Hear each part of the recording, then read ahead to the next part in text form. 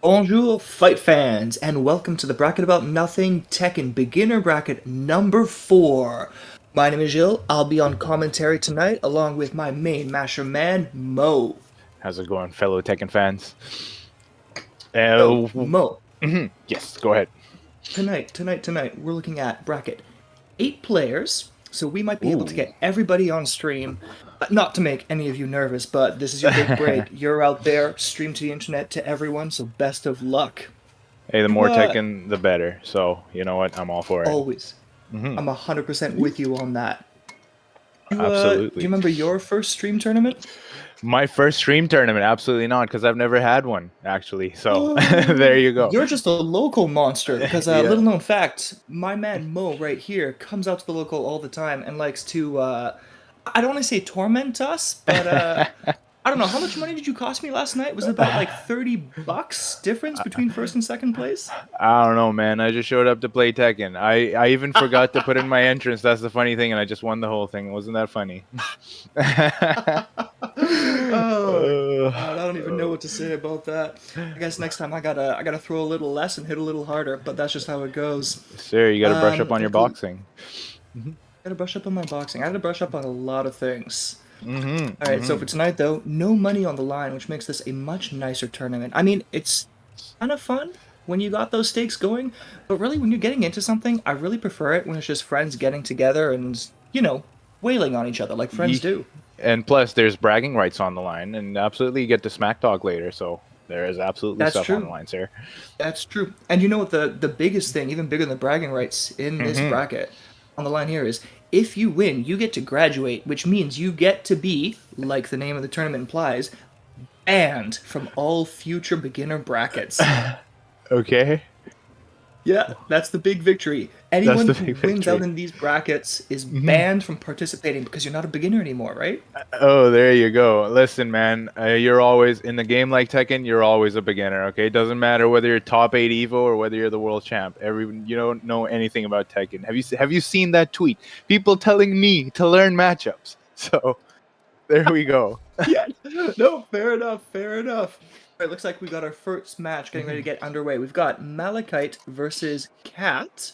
hmm Can't wait to see who they'll be playing.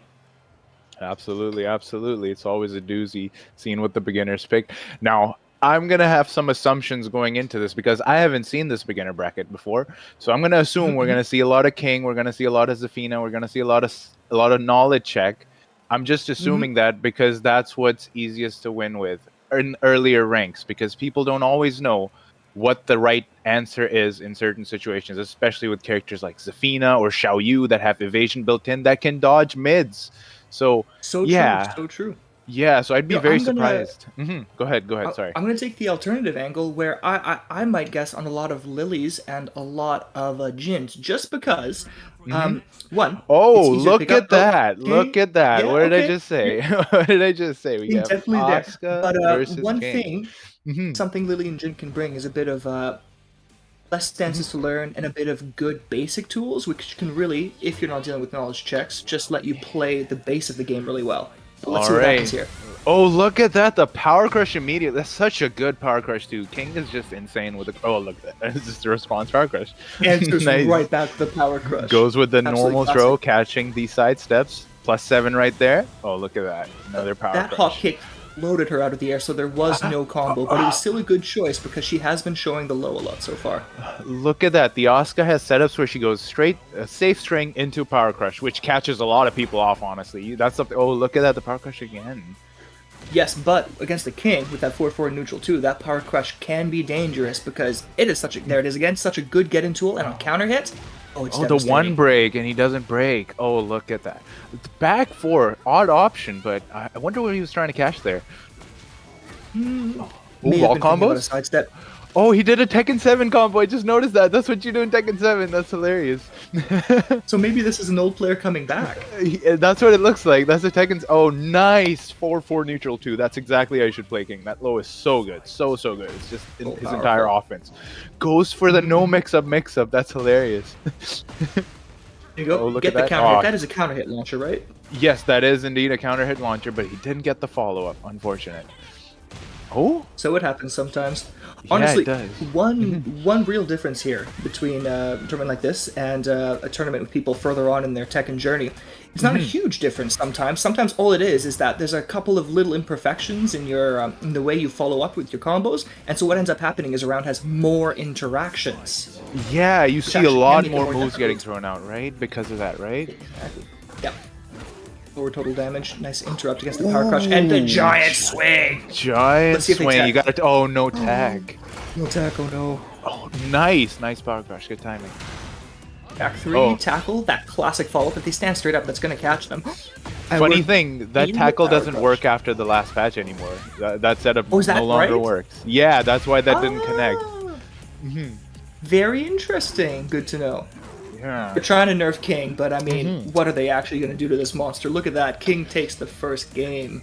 Yeah, I feel like with Giant Swing, it's not just the fact that you can sidestep it now, because Kings will throw it out at times when you're trying to take your turn, but you're not frame tight because it's a 10-frame Giant Swing, so it can interrupt a lot of Right, right, things. right. It's a very dangerous counter hit tool just like that. Forward 2-1. He engage you right away. Oh, no punish on the hop kick. Oh. But, oh wait, that might have Okay. been the punish right there. Asuka is learning. But Oh, look yeah. at that. 3 hop kicks, and this round is not even 10 seconds in. Oh my god, Yeah. the RKO! This man is wild. Oh, that was so tragic because that's something that didn't used to happen, right? That heat burst used to be able to break that armor, and it was a legit option against a king like this who keeps hitting the back three. Yeah, it legitimately was. Now, this Asuka definitely needs to be going for more throws because the king keeps throwing out power crushes. You need to punish them, let them know you can't just pop them out in neutral. Well, there it is. The Asuka just tried it, and it's gets wall broken. Not the end of the world though. She's still ahead on life and plus frames here. Yes, there it is. The throw, counter hits, kills. Perfect. This Asuka is hearing you, Mo. Yes, that's absolutely what you should be doing. This is a battle of who can rob the other person first. So you better get your you better get your sticky fingers Speaking going. of, Oh, one more look time. at One more this time. setup. Oh no! That is a legitimate setup. If you don't get up right, you absolutely get hit with that, and then you eat the throw over and over again. Loops into itself. Oh, that's a mix-up. You're not taking the mix-up. Oh no, gonna have to duck it at launch at some point, but when is the king gonna go for the mid instead, right? You always have to be afraid of that. Gets the wall break. That heat smash is so good for that, allowing you to try for some more damage. Absolutely. Oh, look at that counter hit. All right, That let's. forward neutral 2 is deadly. But nice, went under the high, and unfortunately the power crush just chips it. King Still, takes Asuka it. showing some signs of life. Cat at the end there was starting to pick up on what to do. The fact is, here, King, extremely offensive. Asuka, famous for being a defensive character, but parry as a defensive option, kind of scary against someone like King, who has great throws to destroy that parry. Absolutely. You can't just be throwing out your parry against King, because next thing you know, you're rolling on the floor, getting giant swung, hitting the wall, and next thing you know, you're dead. Exactly, you gotta think about backing up a bit, maybe trying to play that spacing, but of course, playing spacing against King of all characters is still tricky, forward, neutral too, so what do you do? What do you do? You're gonna have to guess sometimes. A couple of ducks, duck under a throw and launch it? I mean, honestly, I hate to say it, but you gotta gamble sometimes against King. Of course, Oh, once yeah. you get that pressure going though, you can really steamroll a King player.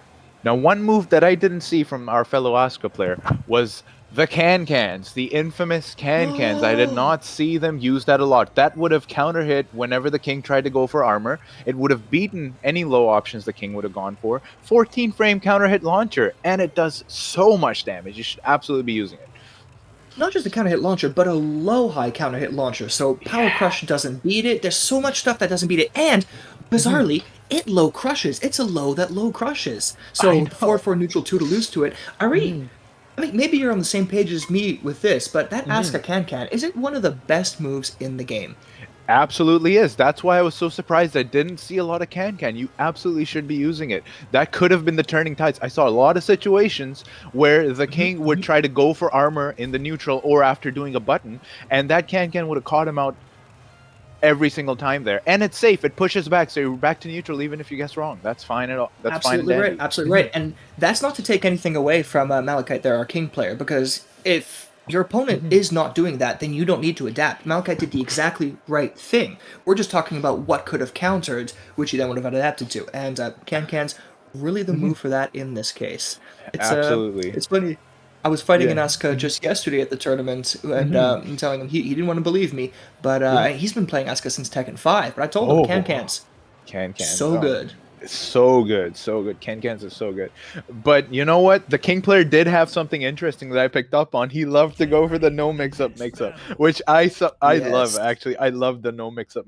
It's such a safe approach to going If forward you have with the the game. guts to do that, if you Yeah. think it's going to be funny and you do it anyways, that's like the Kaiser style thing, because you know Kaiser loves to be absolutely crazy with his Azucena. He'll backswing blow even if you punish it. Yeah. It's good. So next Oh, match up here, we have Brian Ace J. into Reina. Wingman. Very fundamental characters right here. Yes, Oh my yes.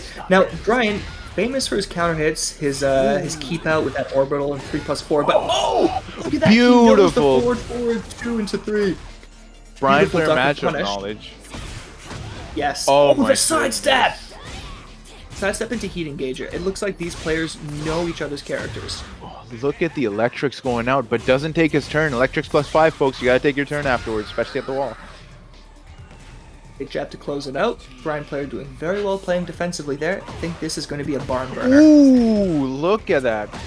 Look at that jet upper. And the Snake sidestep jet up edge. are absolutely beautiful. And sneaking a sneak edge in there is classic. You know I love to do that at any level. Oh yeah, snake edge. You always gotta be on your toes, man. You can't just be letting people get away with that. Ooh, the back Absolutely right, fist absolutely right. catches him to close out the round. And Orbital. there's the What an orbital we were interesting talking about. choice. Oh no, look at the reactions Beautiful coming in block. from the Reina player. Doesn't punish it though. Oh no. That's okay, because now you're making him think about Snake Edge. You block it once, and suddenly he might get nervous. Oh, but trying to interrupt those strings, that was a mistake I always used to make. Yeah, So now difficult. one thing I've noticed with beginner Reina players is they don't hit confirm Reina's forward 2 into that kick. They don't hit confirm it, they just throw it out. Folks, you need to be hit confirming it. You need to confirm when the forward 2 hits, and then you go into that high kick.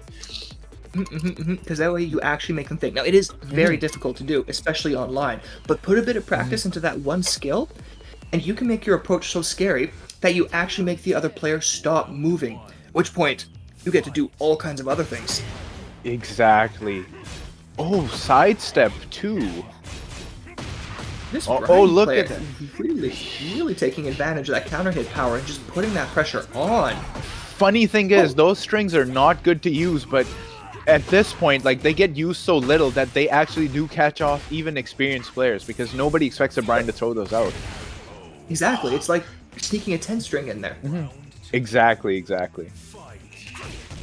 Oh, Now, look at interesting that. thing about Rena's flash punch we saw at the wall there is that it doesn't wall splat, it wall bounces on hit, but it's still a strong tool, especially as a punish. She can find a way to maybe reverse positions here, Look get at Brian at him the wall. abusing the stance transitions, just going down forward 2-1 into backsway into his +5 electric, and he's just abusing that over and over because he's figured out that the Reina doesn't know how to deal with it. Let's see if there's an adaptation of that in this match. 3+4 as a whiff punish. Unfortunately, it doesn't launch as a whiff punish because it's a counter hit launcher, but still, that range lets you do so much. And look at this, sweep. forward 2, used a different option. Brian ducked and got hit. Look at the soccer kicks coming in. Oh my god, Mans is looking to go into the World Cup in the next 4 years. That Brian player, all aggression, what we hate but love to see. Very, very well played, Ace J. Now, Mo, you might have noticed it may have looked like, if we looked at the ranks, that there was a rank disparity, purple and orange rank. But we have did, to remember yeah. that this Tekken tournament series, you have to be below purple rank if it's your first time. But if you were already a participant in a past tournament, you are allowed to return up to purple rank, just to kind of allow players to grow, because the tournament's all about being like a Being banned, like right? sorry, Yeah, being you banned. have to get It's banned about, from it's here. about it's about the growth experience. It's about learning together. So if you go out, you come here as a beginner and you learn a bit playing ranked out there, you are allowed to come back with what you learned, as long as you're not hitting something like Fujin and playing against the Anakins of the world. Then Yeah. we gotta kind of cut the line there, cut the umbilical cord. Absolutely. Yeah, we want to see you grow. We want to see how far you've come since the last week we saw you and what new moves you've come up with and what new tech you've learned. 100%. Now, Ace J, I think a name I recognize. I think they have been here before. Oh, yeah? I just didn't remember that they had such a fire in them, because that was so aggressive, very difficult to deal with. Uh, I did like watching the Reina adapt a bit with it when she finally had some space to use her forward two, Hmm. doing things like not just doing forward two into three that because HJ kept ducking it, actually using let's Hmm. say mids to try and apply some pressure. But one thing I was thinking about is Hmm. something I had to learn when I was playing something like Dragonov is those big Hmm. running moves. I always felt like Hmm. I needed some space before I could do them because it took me so long to input forward and all that. Yes, But yeah. you can do them from up close if you feel you Yeah, have a timing absolutely. space. You just Yeah, gotta press Blue fast. Spark 442. Absolutely, you can. But still, nice showing, Hmm. and that's our first two matches Hmm. underway. Quite quickly for an eight-player Hmm. tournament. This could be a very well-timed thing. Yeah, yeah, for sure, for sure. And, I saw a lot of aggression from that Brian player and the Reina player. Now, what did I notice that this player could improve on that would take their game to the next level for the next time when they try and make an attempt to get banned here? I would say people, especially in the beginner ranks, people underestimate the power of a jab, right? It's a frame trap, Ah, folks. You got to yes. remember it's a frame trap. +1 on block. So once you've made them block a jab, it's your turn still. 100% that. It when you're trying to do something like say tame a mad Hmm. player, like a really aggressive player, that's literally it. The jab can be the line tamer. And not just on its own though, right? Because jab Yeah. is a really, Mhm. really good move up close, but you can also think about how jab fits in with movement. So something I had to learn when I was Mhm. picking up Tekken was how the jab can be used against jousting. And by jousting, I mean when you Mhm. and your opponent have a bit of space and you're both throwing moves at each other to try and close the space and clashing face to face. So Yeah. you can use jab as a counter joust by doing a quick little dash into jab if you think the opponent's approaching. And because Mhm. it's the fastest move in the game, you can interrupt a lot of people. And if they didn't joust back and you whiff, a jab is really hard to whiff punish. Oh So yeah. as a move to tame people, jab on its own when you're close to them, dash into jab, all these things to interrupt them. You get a hit with a jab, you're plus what from 7 to 9. You get to do Mhm. whatever you want. So it feels like the most S- basic tool, but it's like when you learn to box. You learn to jab because it's your most important. It's your interrupt. It's your space control. It's how you test how far they are from you. Mhm. It's how you put them on the back foot. Yeah, that's absolutely right. And if you notice an opponent throwing a lot of keep out, you approach with jab because a jab only gets beaten by another jab. And if the other person has a really good grasp of timing, if you're noticing a player just standing at a distance throwing, let's say it's a Brian player throwing 3+1, what you do is run up to them, jab, jab. That will beat the 3+1 because of how fast a jab is compared to something like a 3+1. That's how you approach in this game. And once you've conditioned them to respecting your jab, that's when you come in with your slower moves because they're so scared of that jab. They're going to respect you coming in, and then you get to throw in these Dragonov running twos, Mm-hmm. these Mm-hmm. Claudio running twos, and all these big plus frame moves. Yeah. That's right. That's right. And another Mhm. thing you're talking about when they respect you, Mhm. if they're respecting you, it means that they've had to start using some of their brain power to think about what you're doing and react to it. So they might start ducking, they might start sidestepping. If they're doing that, that means they're thinking about what you're doing. And that means if they were 1 second ago a crazy aggressive player, well, they're not a crazy aggressive player anymore. And that's what we talk about when we say taming literally just making them have to think about you instead of themselves for a second. Exactly. We want everybody pressing buttons strategically. No mashing allowed. Sorry, this is Tekken. We're playing Tekken here. It's too much Unless mashing. it's me playing Dragonov. Oh yeah, bro. The Dragonov is just that kind of character, man. You just have to run away with him. His mids are so strong, and then they gave him that hatchet kick. It is deadly. It Yeah. absolutely should be launch punishable because something like that in the hands of Dragonov absolutely doesn't belong. In Tekken 7, his biggest weaknesses were his lows. His lows were the Yep. biggest problem. Then they gave him the hatchet, and on launch, that thing was what, -14 or 15? Most characters couldn't launch that. Like, or no, Yep. a Yep. lot of Yep. characters couldn't launch that. Most characters could, most of the cast could, but again, no block stun, so you had to react to it, which You had to you have to react be, fast. yeah, you have to be sharp, really, really sharp to just launch that thing. Yeah. Yeah. Absolutely Yeah. should be a It's stagger so block. interesting. Hmm. So interesting what they did. And yeah, no, I agree. It should be a stagger block. It's only +3 now. So from it, he cannot frame trap into a lot of his mids, but he always has that jab string to counter hit with that you have to keep an eye on. So, Oh, still a strong character. Oh Looks like we're yeah. going into our next match here. I think I see Malachite and Ace J. So if I remember Mhm. correctly, that was Brian King, right? Yes, it Oh, is. look at this. I wonder if we're going to see the no mix-up Power Crush at the start. Let's see. And I am expecting big things from this Brian player. He looked to be somebody who knows how to start around.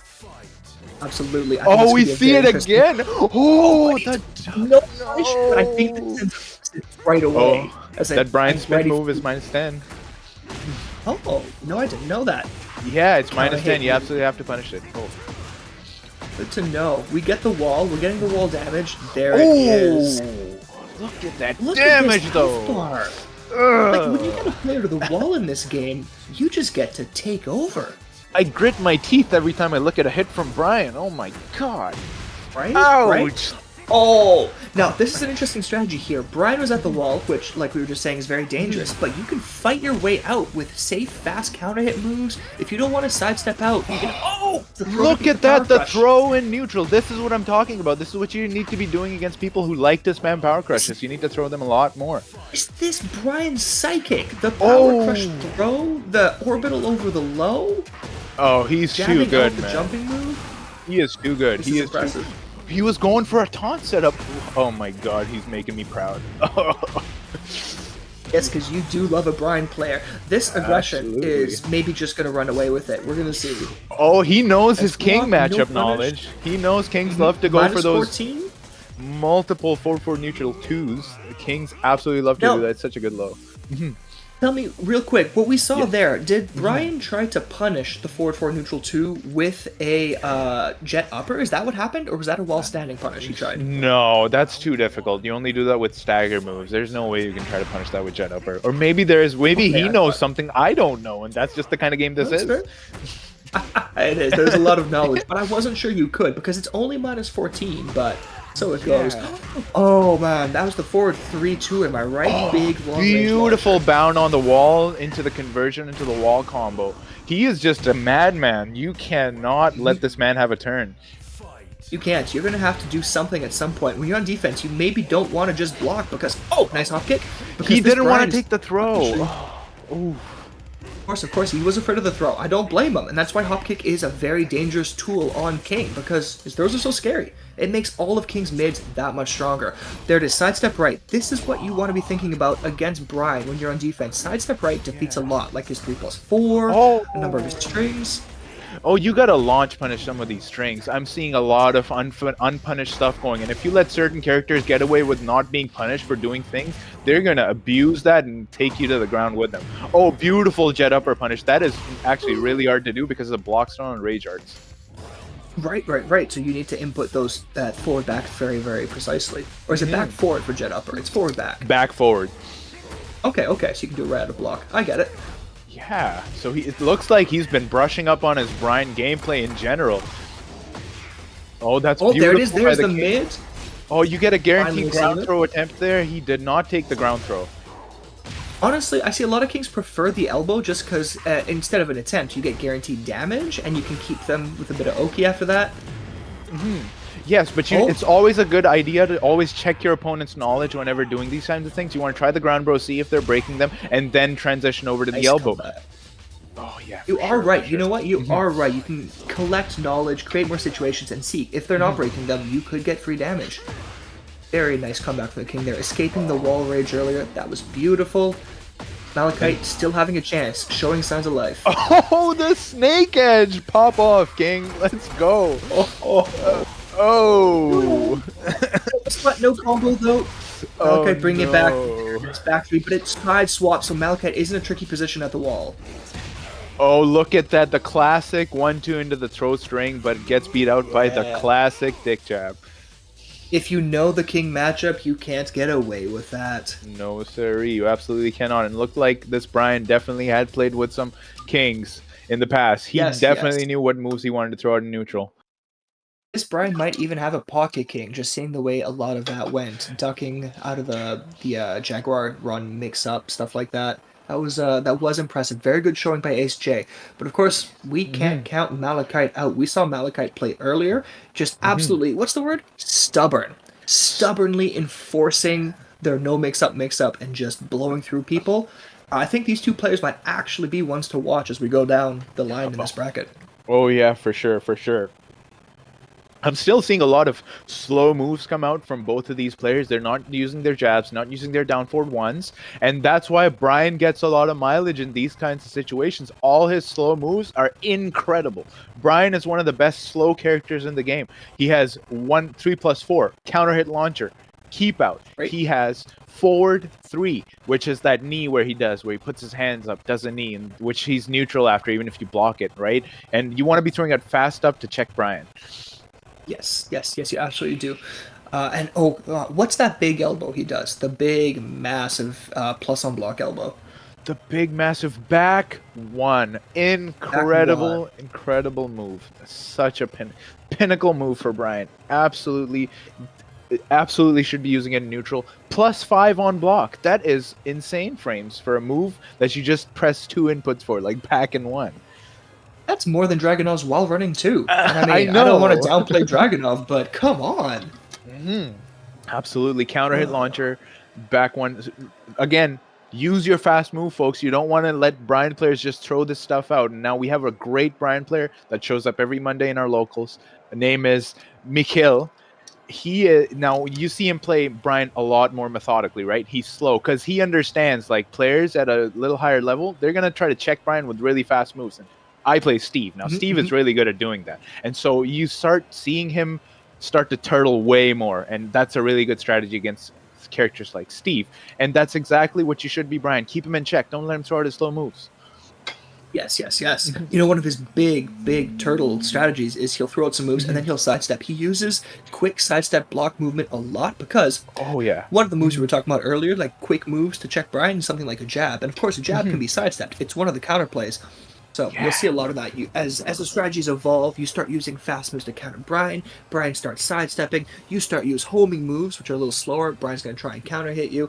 It's a circle of life, or I guess with Tekken 8, it's a circle of death. But Circle of death. That's absolutely correct. And look at that, Reina versus Asuka. Let's see how this goes. Yes. I'm expecting a lot of power crush from the Asuka player. That's what I noticed the last time. if it works, it works. We have Windham versus Cat. Now, the Reina player, I remember this is the same Reina player that was adapting a forward 4-2, right? So let's see what happens in this matchup. Look at that. What did I say, Giles? What did I...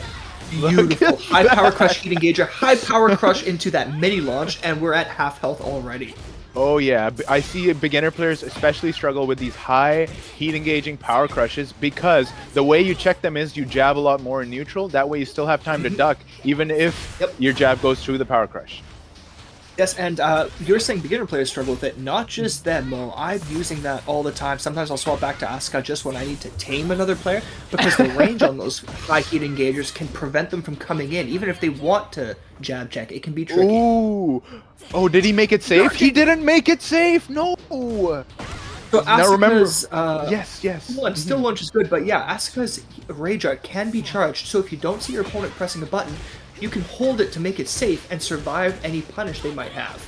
Absolutely. You should absolutely take advantage of that. Be spamming Rage Art with this character because of the fact that you can hold it, you can make it safe. That makes it incredibly dangerous. So true, so true. Now, this throw right here into the guaranteed mix-up, bit of a nuisance to me, but oh, there it is. We were talking about jousting, getting a little bit of space and putting out a Look button, at that. It works out for Windham here. Oh, look at the power crush. Now he jabbed there. He did the right thing, but he didn't need to finish that string. He needed to duck right after the 2-2 had connected. Still very cool that both players had heat, expended it down to the exact same amount of health, and now we're going back and forth. Let's see Tekken without heat. Oh my goodness. Look at that. The Oki. This Asuka player knows his stuff, that's for sure. Oh, the Kazama back. Classic. I love it. Nice duck on the 4-4-2-3. Oh, folks, you need to be getting your guaranteed follow-ups after these counter hits. Okay. So we're activating heat.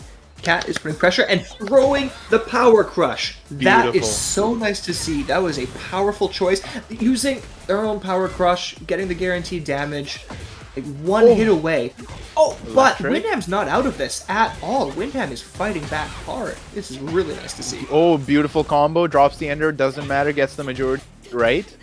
Again? Yes. Oh no, he drops the Gone for combo launch. again. Tragic. Okay, look at that. Unfinished flash punch. Cat doesn't do anything. Winham goes straight into the Oh, low. is she gonna make it Can you safe? charge this Oh time? no, she's not gonna No. make it safe. Oh, Or- Windham, you could have finished the flash punch in Oh, one. That's okay. That's okay. yeah, you So gotta be hit when you get a confirming punish flash like punch. that, Yeah, go yeah, do ahead. the full string. Yes. Especially when you have like a big moment like that where you're guaranteed a punish. You could get the down 4-2 and launch, but no, at least the flash punch. Just do the 1-1-2, get all your damage, win the round. It's yours. It's yours. You should take it home with you. Absolutely, that's absolutely pivotal. Ooh, Okay, goes for sidestep the throw. 2. Oh, look at that. Goes for the low mix-up this time. Beautiful to see. Let's see. Oh, no, no combo. And low mix-up acting just like a Hell Sweep. Very dangerous move, but launch punishable. Ooh, beautiful. Look at that transition into the mix-up, and this time gets the follow-up and closes it out with the running 3. Cat showing a very powerful Asuka right now. See what Windham's thinking. Yeah, Windham taking their opportunity to get the 4-4-2 in there and getting so many flash punches to just mix. This is what you need to do. Electric. Oh, dropped it, but that's okay. Still sending a message. Now remember, folks, whenever Reina does 4-4-2 into Sentai 3, you need to remember that's +1 on block. So whenever Reina goes into the flash punch, you're not going to beat that with your fastest move even. So you need to either duck or sidestep there. Yep, duck, sidestep, or I mean, if you're really gutsy, you could always parry. But no, that flash punch, it's a real frame trap, so it's hard to beat. Exactly. This is the second time we've seen that. You do the heat burst to get +1. Windham power crushes as an answer and gets thrown out of it. It looks like Cat maybe has fought Windham before, or has some idea that this is coming. Yeah, that's what it seems like. No, what I've noticed when watching players who are new to the game is that they'll learn stuff off of other players playing their character and close to their ranks too. So you see a lot of the same flowcharts being repeated in these ranks. So it's not necessary that Windham has played against this particular Asuka, but he's definitely maybe played against an Asuka similar. Right. That makes sense. Oh, look at that counter hit. Oh, beautiful, 4-4-2 beautiful. heat. What's the mix So up? look at that. Windham is hit confirming forward 2. That's the second time they were able to do that. I cringe for some reason whenever I see someone throw out flash punch and it not getting launched. That happened to me just last night. Kazuya flash punch twice. I failed to launch it. You know what I did instead? I jabbed. Very nicely done by Cat to close out that round. Asuka looking very strong. Very strong Congratulations to indeed. them. We'll be moving on in the tournament. Now, Alright. I'm not sure where we were in the bracket, though. I think that was, we're on loser side, so Windham, that will have been their last match. I just want to give a big shout out. Very, very strong showing with Arena. Very cool coming out to a tournament like this, and I hope you're coming back for the next one. For Because sure, we'd this love to Tekken journey is see. only just starting. We'd love to see some of the new tech you learn along your Tekken journey. We'd love to see what you pick off of other players, and maybe you watch some videos and maybe you see somebody show you some nasty Oki setup that we'd love to see. Oh goodness, yes. The nastier the better. Absolutely. You can teach us a thing or two about it too. Okay. Now, what do we have coming up next? Let's see if I can pull up a bracket I found out. Nope. Tony and Alchemy are coming up. Alright. I don't think you've seen either players yet. No. Why don't you give me a bet on what character players like? Give me your best guess. Character bet. So if I had to choose, I would think like Victor. I would think Jun. I would think King. I would. Oh God, there's so many good characters that a beginner can pick up. Alright. Well, I'm still going Lily and Jin. I'm sticking on that guess until I see a Lily or a Jin tonight, because it's got to be somewhere, right? We'll see. Sure. We'll see how that pans out. I just think this game is a game about learning how to rob people, and the characters I listed are some of the best thieves you'll ever find. Bands of characters. I love it. Ban the bandits. No, don't ban characters. Nah, come on. Ban players, not characters, because it's funny. Yeah. No, don't ban players either. Don't do either. It's interesting Unless because they win the bracket. Yeah, I was gonna say in fighting games, it's an interesting type of game where you see like in MOBA video games, for example, where they'll nerf certain characters and buff other characters just to switch up the meta a little bit, and then in the next season they'll completely switch up the meta again, and what was popular before is no longer good anymore. But with fighting games, especially a game like Tekken, character loyalty is so important in this game because there's so many situations which you need to know what to do, and you can only learn those situations with if you only play like one character. So in these types of formats, it never makes sense to me to ever balance it out this way where it's like suddenly one character's meta and one's fallen out of the meta and then another character's meta and then another's fallen out of the meta. That way you don't learn a lot. Yeah, no, most players are not going to be swapping back and forth because of how much work is involved. So the balancing is Yeah. completely different. You're absolutely right. Yeah. I mean, it could be interesting if that was a thing that happened because we do want players to play more characters. They can get the experience. But honestly, the way I play a Yeah. character because of the vibes. I look at the screen and go, which one of these characters makes me feel like they're cool, like they've got what I want going on before I even look at the moves. So I'm not going to be swapping back and forth.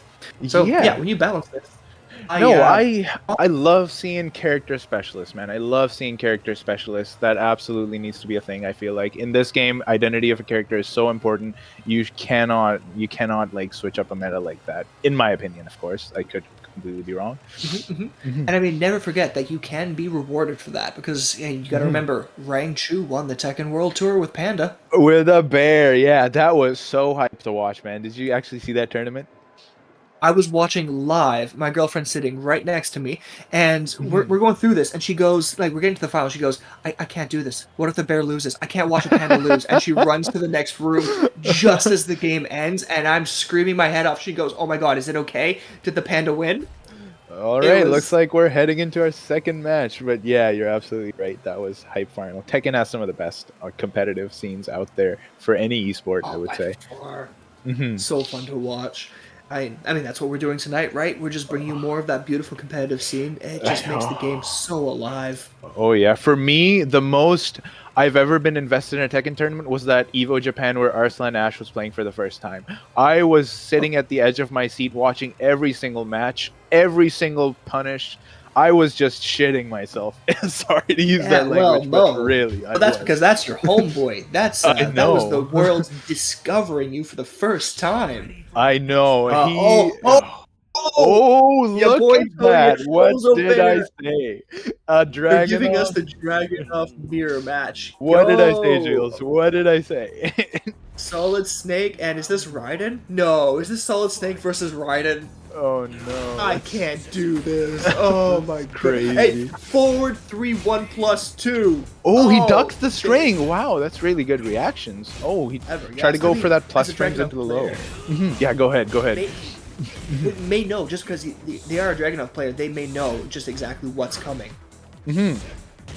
Oh, Now no. that 4-4, looping the 4-4 for Dragunov does put you at like +5, but I believe the second hit is super linear, so you can sidestep it. Because whenever I try to abuse it, that's what people do to me, and they end up right behind me. Yes, it is linear, but there's also another way to break out of it where you just jab him out of the second hit. You can float him. Right, and then that floats him. Fuzzlebear, nicely done at the wall there to finish it out. Oh, Hey, look trading at that. jabs. He really, Oh, really right. loves that 4. It's a great move, and it puts you crouch. You can use your full crouch down forward 1 to try and apply some more pressure and get into a sneak stance. Ooh, that's safe. Okay, massive plus Oh, frames, the plus 6 goes right into tackle! Let's tackle. go! The Beats beatdown out city. the heat burst. Okay, but Fuzzlebear does have heat here, so anything is possible. His own +6 frames. What do we What? do? Rage? Wait, Rage? plus frames into Rage Art. What are these folks That was a cooking? huge gamble. That was a Oh. big gamble. Very interesting move. Oh no. Okay, jab trades. Same Oh, brain. big whiff. Massive plus frames off of that. Oh, the forward 4-2 cancel. Very interesting because you get the throw. The ballerina twirl, dude. I have so much. It is so good. It is a fantastic move. And when you have heat going, that ballerina twirl is unbreakable. Oh, look at that punish. Was that a punish or was that just? Oh, he just got hit in That was a neutral. counter hit. It was got hit neutral because that move doesn't combo a normal hit. Fair, 4-3. Oh, we're seeing a lot of big whiffs coming up from your boy Tony.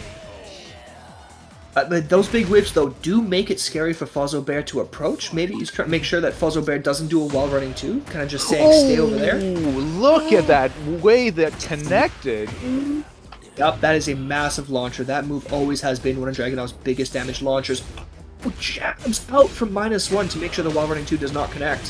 One thing I'm noticing from players is that they'll do heat burst thinking that they're really, really plus. You got to remember, folks, only +1. So you got to interrupt with a faster move. Yeah, do your jabs. Yep. Do your jabs.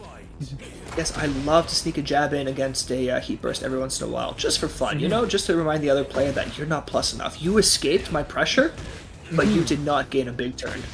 I know. It's so beautiful to see it too, especially in the intermediate ranks. You see that a lot.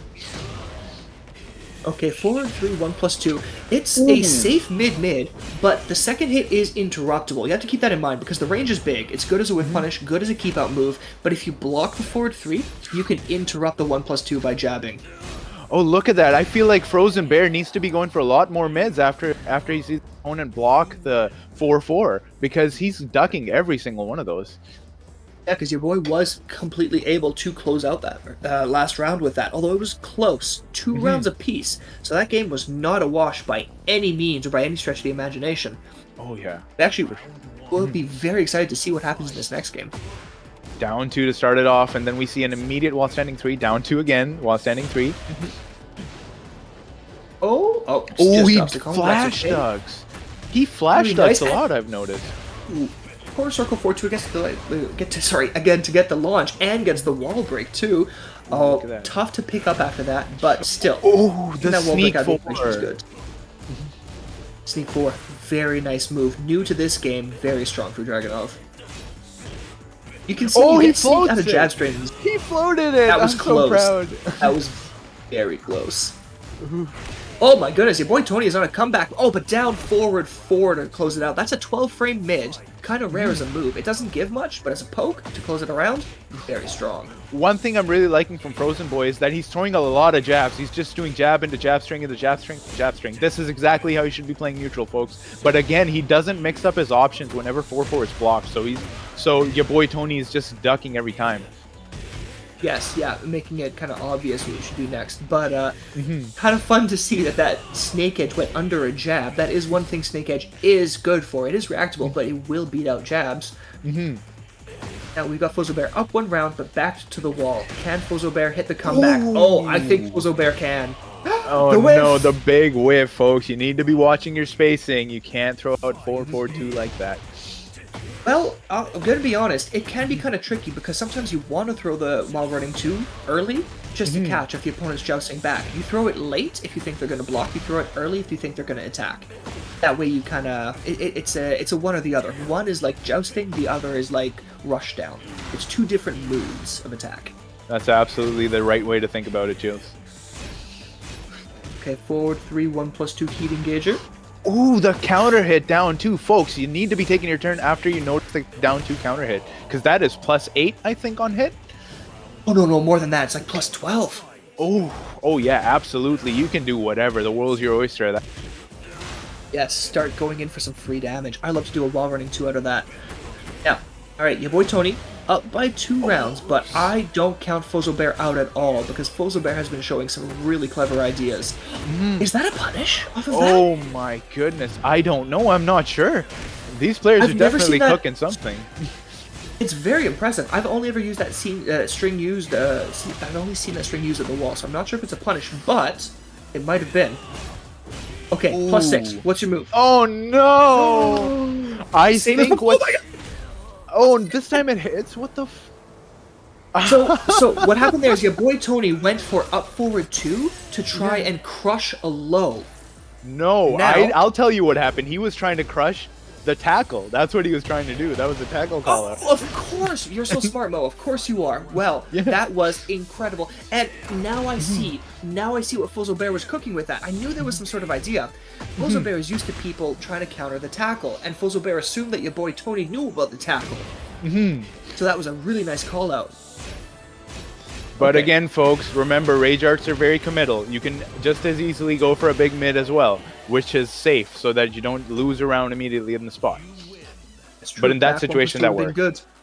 Absolutely. Bear, beautiful play, but your boy Tony, that last round just went full offense. As soon as it got the forward 3, 1+2, he just went the back 1+2 over and over, got to the wall, and that, really, at the end of the day, is what Dragunov's all about, is even if your opponent is blocking, you push them to the wall, and then once you get a single hit at the wall with Dragunov, you do half their life. And again, now I did mention Dragunov is a character of profound thievery. You got to be using his throw mix-ups. All right, that's how you rob people out of rounds. Throws are tough to break, man. Even I throws all the time, and Oh, yeah, yeah. you should be using them so much. They're really, really nice. The one situation I don't use throws with Dragunov, or I only use one throw with Dragunov, is when I got my opponent at the wall, because all of Dragunov's good throws side switch. So when I get my opponent at the wall, the only throw I'll use is Dragunov's 1-3 throw, because it doesn't side swap. All of Dragunov's command grabs and Dragunov's 2-4 throw, they all side swap. So if my back's to the wall, I'll be using that. But when I got them up there, it's only tackle and only the 1-3 throw. Bit of a tongue twister there. But yes.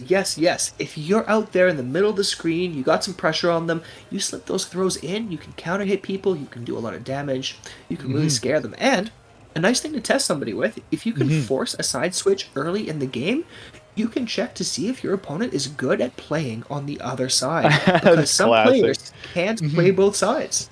And that's absolutely true. This game is tough, man. This game is tough. The amount of inputs you have to remember and the amount of sequences you have to remember in order to do combos. Not everyone is very proficient, and I've been known for this myself, and I've been working on it lately so that doesn't happen in tournament. But yeah, if it used to be if I got caught out on player 2, I would just throw my controller away and be like, okay, just take them. Well, I mean, I don't want to call him out there, but you can see Squoid in the corner of the screen there. And Squoid, who has regularly taken top spots at the local tournaments, I will admit, when Squoid and I play, I think Squoid has kind of suggested that the game is decided at the rock, paper, scissors at the start of the tournament to decide who plays on player 1. It's like, yeah. I get it. Oh man, the classic fighting game player, rock, paper, scissors to decide the match. That's how these games work, folks. Yep. If you can get on that player 1 or that player 2 side, and it's what you're used to. GG's. That's why you need to know the moves of yours that side swap. If you have combos that side swap, that's all well and good. I think Lars might have one. I can't quite remember. Marduk always had one, so we can look forward to that when Marduk comes back. Yeah, if you have throws that side swap, keep them in mind. Watch your opponents. You might be able to completely neuter their entire game plan. That's some good piece of advice right there, Jills. But looks like we're gonna see some more of the King player. I recognize that name, and with Johnny G Gear. Let's see who I know. Memory. King versus. Oh, I'm sorry. Bane. Just getting some info here. We have Cat versus Bane. All right. I'm looking forward to see who Bane plays because I have a Bane styled custom costume for my Dragunov. It would be cool if Bane was playing Bane Dragunov. Oh, come on. You got to put that on King, but unfortunately he's got the Jaguar. Put another mask on top of the mask. Can't do the gas mask, unfortunately. Maybe at some point, because we are getting a lot of custom items for character creation as the game goes on, which I really appreciate. So we might get a gas mask King at some point.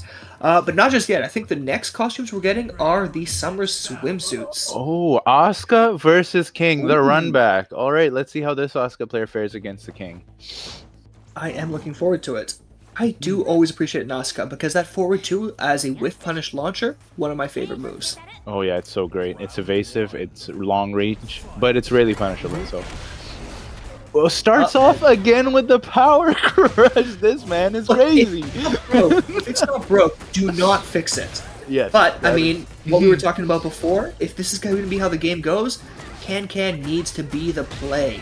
Look at him breaking the ankles, though. Oh, that's the Antonio Inoki Ali kicks. Classic move. The strings coming out from the Asuka. Oh, look at that account. We're doing strings. I love it.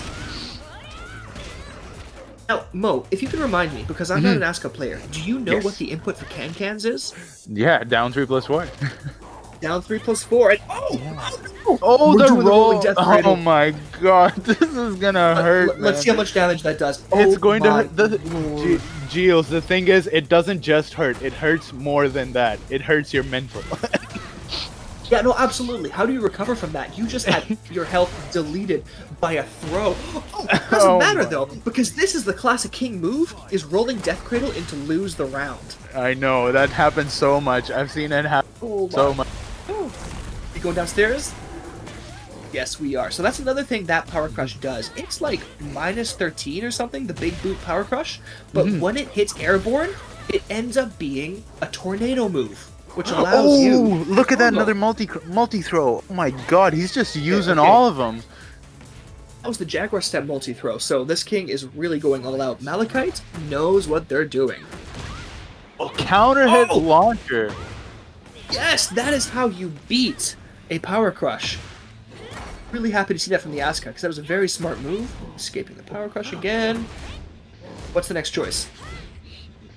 I've noticed Power this Crush is Asuka player is looking for that down into the high counter hit launcher a lot versus his king, and I'm hoping it's because he's noticed the amount of power crushes the king is throwing, and as you know, lows counter hit power crushes. Yeah, I'm positive that's why it is. I'm positive this is a learned answer of how you deal with armor moves, because it's effective. It's good. But, unfortunately, King, still a powerhouse character. King is king, man. You can't dethrone the king just like that. No, not until Armor King comes out. No, not until Armor King is such a sick character, man. I hope that character comes back. Yeah. Love Armor King.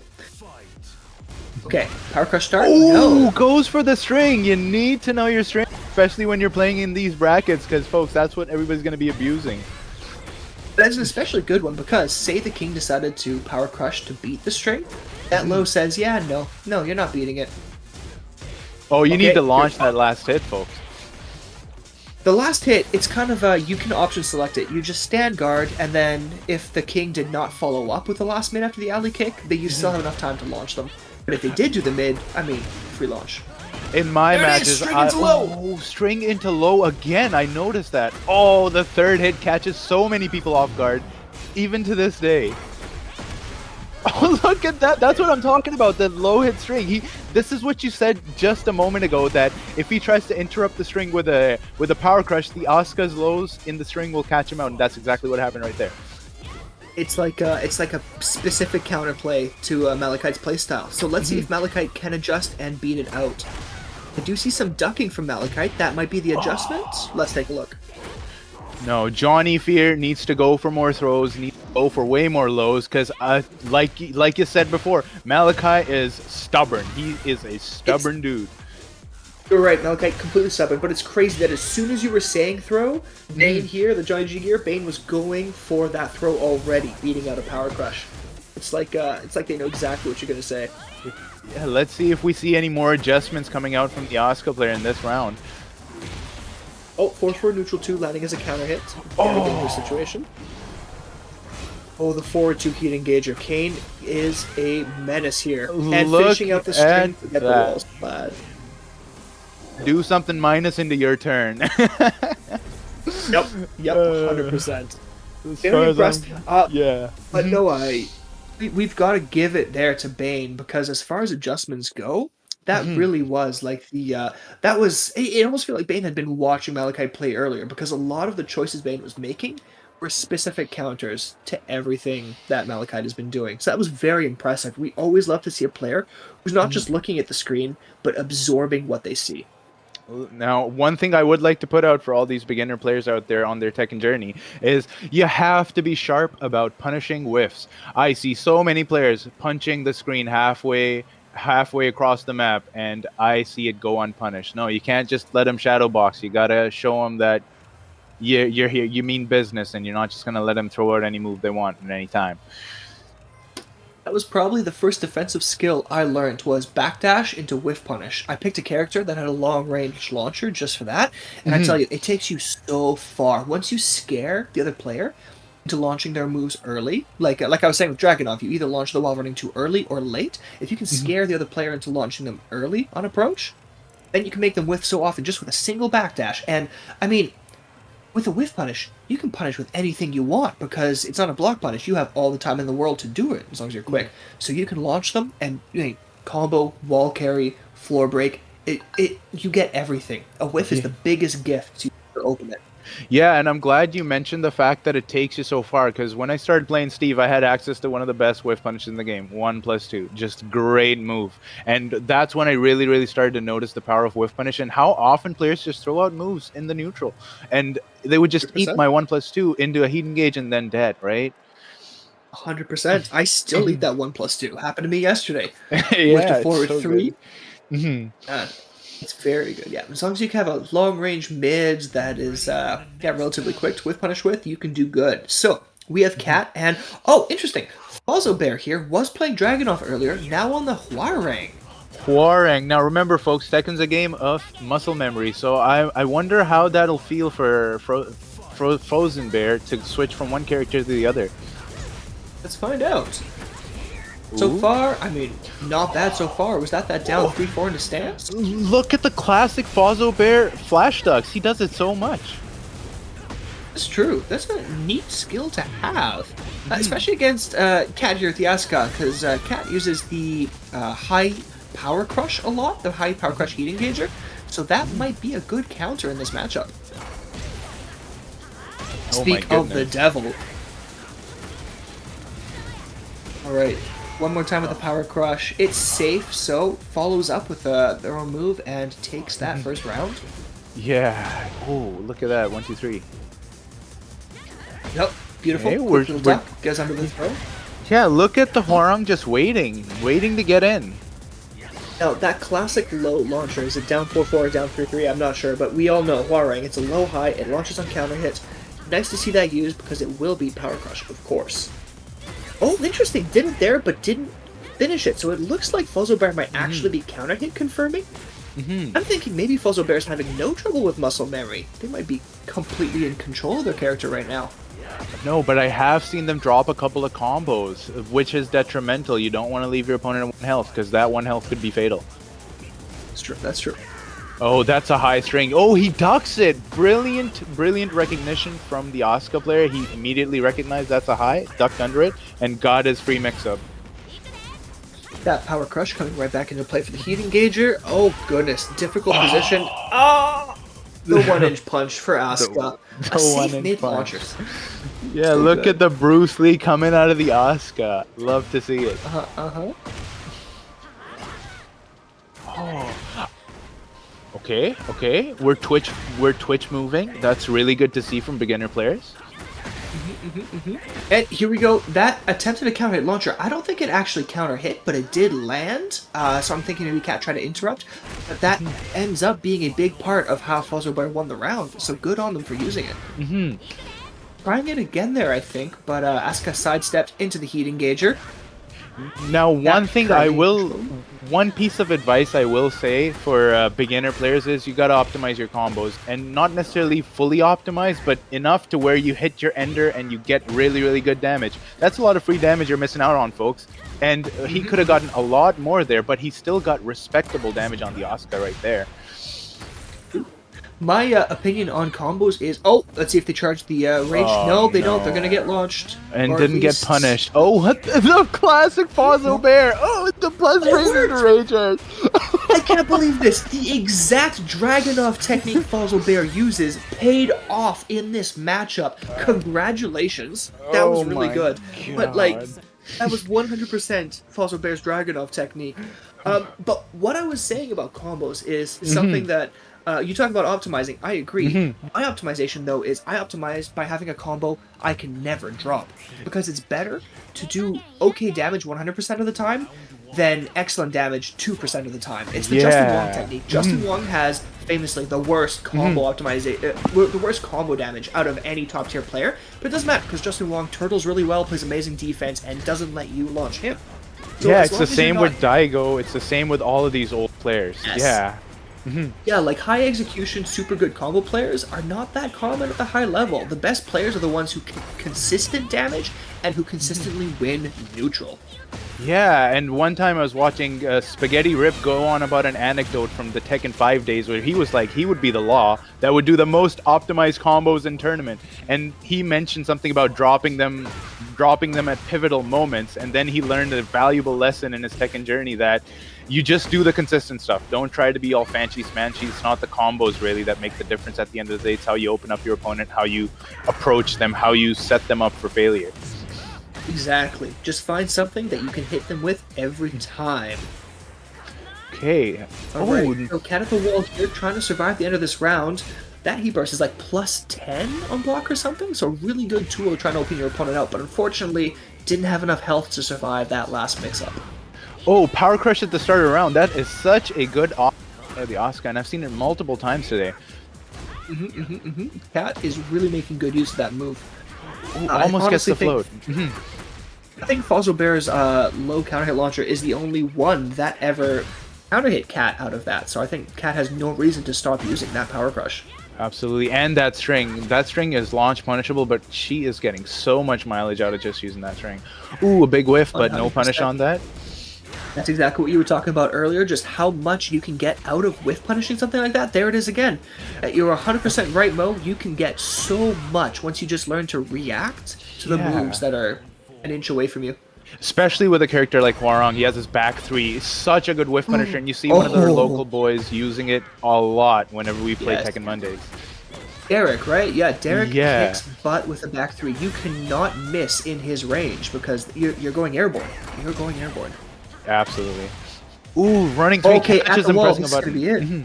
Yeah. Yes. Oh my goodness, we're at 1 games apiece. Cat really bringing it back. We're going to see a stage swap now, and geez, you know, I can't make a call for this last game. I think it could be either player taking it home here. Well,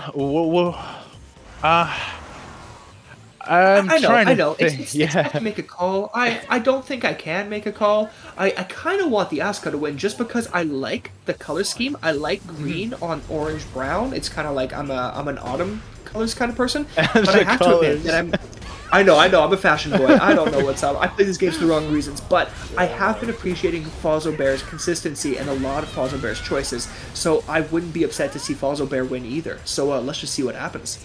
Oh, look at them dashing up to each other and not pressing a button, hoping for a whiff, but all of that in vain. That Fozzobear gets his turn anyways.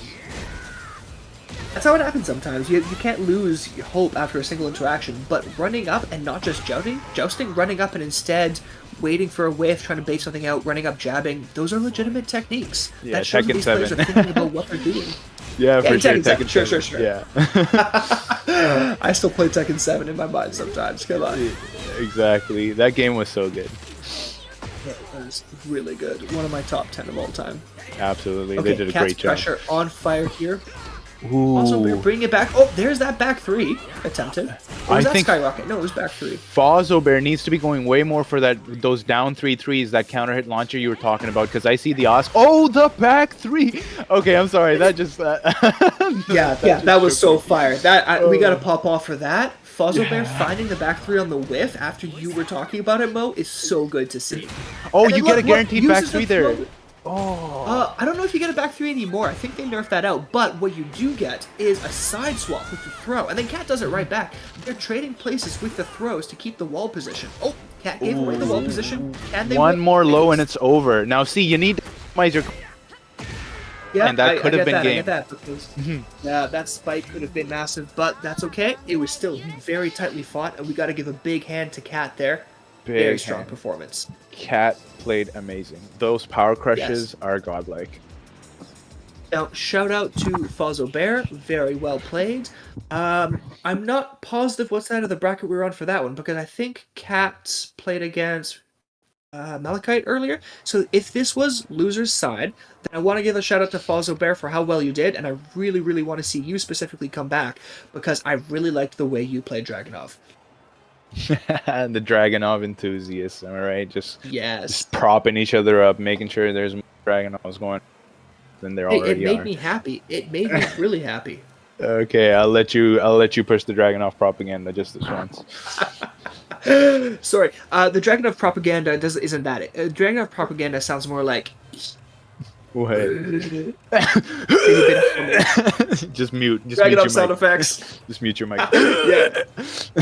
Yeah, maybe I won't be doing that on stream. I don't want somebody to voice clip that. Oh yeah. Who's the Zhu guy doing comms right now? He's just horking into the mic. Where'd you guys find Dragunov? Ivor? What is this Great Value Dragonov com? Yeah, that's me. Great Value Dragonov. Oh my goodness. Uh, Uh, all alrighty. right, let's see. Oh, it's Ace J. I think Ace J is definitely a favorite to win this tournament. He has been playing phenomenal. I've seen some of his adjustments. They are incredible for the level he's playing at. Powerful player, that Ace J. Yeah, Let's take a look at what happens. And yeah, pretty sure Ace J is a returning player. I'm positive I saw them at the last bracket. your Let's boy take a quick Tony has a peek. tough mountain to climb ahead of him. It's like Everest at this point with how strong of a showing I've seen from HJ. Let's see how these adjustments go from your boy Tony and how these adjustments go from Ace J on the Brian. Right. Waiting to spectate. Maybe I'll sing us a little song in the meantime. That's a What's the joke, of song? course. You are never gonna hear me sing on Might. Never gonna hear you sing. Come on now, you could bust out some rap. Pull out like something classic, like Who's the Real Slim Shady. See, I could, but I'm not going to. So, You could. You always could. oh, You could Mo, do a I'm lot not of getting things. paid for this. You got to pay extra, above zero. Okay, here we go. Here we go. So, the boy Tony versus Ace J. Ace J wearing. Look at this. This is the Cody fit. The Cody fit. Oh, look at that. Street Fighter Cody fit. The fighting game universe coming out. Oh, the Ace J, Dragonov here. slide. 4-3-1+2. I'm a happy man. Your favorite. I love that move. Oh, he Now, counter hits HJ with the down two immediately into the heat burst. That's the right option. You absolutely should be doing that. Funny little interaction. We got a side swap, so we are in a very tight spot here. But either player can Rage take it art. in Rage Art. He baited the Rage art. You see the forward and backward movement from the Brian? He was thinking about it, I think. He was consciously thinking about it. Yep. Preparing for it. So if I'm getting my information correctly, Ace J was actually the player who got second place at the last bracket about nothing. So this might be Ace J's redemption arc, where Ace J gets an attempt at being banned themselves. Come on, man. We gotta get you right banned. there. We gotta get you banned, Ace J. So your boy Tony, beautiful into the round. You see there, your boy Tony got the wall splat and tried for the forward 4, which is what Dragonov uses as that special wall throw. But it's very difficult to do because you have to input 3 forwards before the opponent slides off the wall. So it can be very, very tricky. Dragonov has a lot of heat engagers that will wall splat, and during the heat engage, you have a lot of time to input it, which makes it easier. But from a normal wall splat, it can be tricky. Oh yeah, it's definitely something that you have to be sharp on your execution. Oh my god, he just blocks the slide, just reading his mind close around with the perfect punish too. It's one of those things, some players just get a feeling when you have orbital heal, let's go. That is a favorite move. But yes, it's sometimes at the end of the round, some players just get a feeling like you're going for a low, and so they will just, as soon as you approach, block that low and try to save themselves. So sometimes the smartest thing you can do is walk up, down forward 1. Yes, close it around. Jab or down forward 1 that will float Brian out of the orbital, and you get a mini combo and take him to the wall, and then the world's your oyster. Optimized! That combo was perfectly optimized. Oh, he misjudges the range counter on the heat burst, and he gets counter hit by the 3-4. I gotta give it to your boy Tony though, because getting a launch and then doing the quarter circle forward 3+4 as the first part of the extension of that launch. Oh, same ending as last round. Oh my goodness, so close. And Ace J takes it with immaculate defense and spacing. This Ace J knows what's up. Yeah, he's reading into the tendencies so well. Those tendencies well. 100%. Very impressive. Oh, now, I got confused there for a second. I frequently do with Dragonov's Power Crush, because Dragonov's Power Crush looks a bit like a Heat Burst. And a Heat Burst will spike an airborne opponent, but the Power Crush will not. Which is what confuses me. Oh, nice use of plus frames there. Oh, back 1 did plus you see 2, how he made him whiff the get-up kick? Did you see how he made him whiff the get-up kick? I'm sorry, I'm too hyped for that. No, it's beautiful. You didn't even get behind. You just step in, you back up. Because get-up kicks have been so buffed. They're all safe now, right, in this game? So the only thing you can do is either sidestep them to the right to make them whiff, or jump in and then do a little backdash. And I mean, I struggle with it because they got such range. Yeah, the fact that your boy Tony can do that. Oh, the snake edge! Gotta be sharp in these games right here, because Brian with the snake edge can absolutely take you to the wall and then destroy you with the taunt setups. Very true, very, very true. One thing I'm seeing your boy Tony do a lot is as soon as your boy Tony gets something like +4, +5, is they'll use the down forward 1-4 to try and counter hit you into the wall. Unfortunately, though, it's not a natural combo. It's only on counter hit. So if ever somebody gets hit by it, they may have a chance to duck the second hit and launch. Just something to be aware of. Now, one thing I've noticed, an adjustment your boy Tony has made in the second match is he's fast. He's doing the 2-1s. He's doing the down forward ones. He's trying to catch him, pressing slow buttons, and that's what you should be doing against Brian. That's the right choice. It's exactly what you were talking about when we were first seeing Ace J earlier on in this very bracket, is Ace J is getting away with a lot of slow, powerful buttons. You have to tame them by using those fast buttons. That's right, Jills. Oh, the slide comes in. Now remember, that slide is -1 hit, so you can always interrupt with a jab if the Dragunov is getting too handsy with you. It's true, that is true. Interrupted. Don't let him just throw out that while standing 3. Oh, he finishes it. Beautiful punish. I wonder if that was a punish or he was just going to do that anyways. I mean, I wouldn't blame him if he was just doing it anyways. Back 4-3 is a strong heat engager for Dragunov, especially when you mix it up with back 4-2, because then they'll stop ducking. If they're scared of your back 4-2, then you can use back 4-3 for free. Dragunov has so many strong strikes. Oh, gets hit by the spring kick. That could have been it. Oh, the snake edge. No. No way. Drops the combo. One more down 2. Gets hit by a throw. One We're more down mix to up. the last One more mix up. situation. Oh, the slide closes it out. The boy Tony is on fire bringing that back. This is a very close match. I feel so privileged that we got to witness this. Nail biter, folks. Nail biter. All right, so we got one more between these two. Yes. Here we go. All right, let's see what we're cooking out here. Goes for the down 2 into the immediate while standing. Oh, 3-4, what you talked about. Puts him into the guaranteed mix-up. Okay, finishing the strings, getting a small punish, going straight for that slide and trialing the wall standing 4. And look at that. That heat smash is insane because it automatically breaks hard walls like on this stage, meaning that you get an extension if it lands. Your boy Tony is doing a great job dismantling Ace J's game plan. He's going for faster buttons, he's going for evasive lows, and Ace J is just having trouble adjusting. Ooh, gets caught up by the second hit. That, but Ace J does have the wall now to their advantage, so it may be... Yep, there it is. Counter hit back 1. The classic Brian counter hit. Brian looks at you, counter hit. Brian looks at you, counter hit. I love it. You said it. This is such a strong showing by both players. Oh, your favorite gets whiffed, though. Yep. Yeah, it does happen. I'm noticing an interesting habit here, too. Your boy Tony does a 2-1 into sneak. That's a classic. You get a jab string, you get a stance mix-up afterwards if it hits. But even on whiff, there it is, or on block, it's 100% interruptible on block. So you don't have to respect it if you don't want to. Yeah, and that's what I'm talking about, the faster buttons, right? 2-1, 10-frame jab string, goes in immediately into the plus frames. Look at that chip damage just accruing onto the Brian, but he's going to get all that help back now and close out the round. That's the most interesting thing about the whole chip damage, because once you have pressure, even if the player's defending well, you do get a lot of damage, but as soon as they can, if they defend well enough to get their offense back, they can get it all back. I'm sorry to interrupt you, but did you see that call by your boy Tony? He walks up, does down 4-2, and it hits. Yep. Tony's got it in mind. I think Tony's getting a feel for what Ace J's doing. Never mind. Ace J duck and launch. Just gets a launcher right there. Now, oh my god, he is really trying to fly on the snake edges. Now, they might be good to throw out here and there just to keep your opponent in check, but you can't be over-reliant on them, especially not at this level that your boy Tony's playing at. Oh, because like you just said, that snake edge, it got punished by a heat smash, of all things. Okay, we're seeing some more of that Sneak 4. Yeah, Sneak 4 is strong, but really getting away with it because your boy Tony is whiffing 2-1 into Sneak 4, so, you know, that's some free pressure. Yeah, that's so true. Okay. Now remember, with a character like Brian, if you see somebody whiffing strings into neutral, hoping that you press at the wrong time, 3+ for them always. You get a counter hit launcher, and then the round's yours.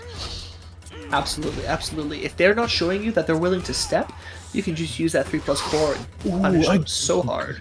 He got a whiff punish, not the best, but you know what? We'll take it. Any form of damage. Yeah. Great. Yep. Any number is infinitely bigger than 0. So, your boy Tony, what was that orbital? You genius. Closes out the round. That was Okay. so fire. Orbital, hadn't seen that a lot in the game, so it was a nice surprise at the end there. But as a safe move to challenge people and keep them out, I mean, yep, yep, yep, That, yep. It that's is about a as close strong as choice. you're going to get with a panic button with Brian, because again, he doesn't have a lot of fast moves. So you gotta just space out, do an orbital. But again, That's right, that's right. a character like Dragunov always be in Brian's face. And you know, when your boy Tony was winning, it was always when he was right in the Dragunov's face, pressing buttons, doing his jab strings, doing the sneak fours. And as soon as you get away from him, that's when Brian really shines with his scary buttons and big plus frame Correct. moves. Hmm. Exactly that. Now, we're just moving on to the next part of the match because this is first to three being Hmm. in the final section. So, we're just gonna sit tight here and prepare as the game swaps maps because sitting on these lobby stations, it Hmm. is automatically a first to two. So, just a Hmm. little reload, won't be long. Here it is, right back to it. And will you look at that? It's the exact same stage again. Sanctum, interesting choice. I guess both of these characters benefit from the wall, but I guess the Dragunov player is taking advantage of it because the Brian player hasn't shown any taunt setups yet. Yes, yes, but no, Mo. There is no map selection on the lobby machine, so this was random, and they just happened to get the Oh, same random stage twice in a row.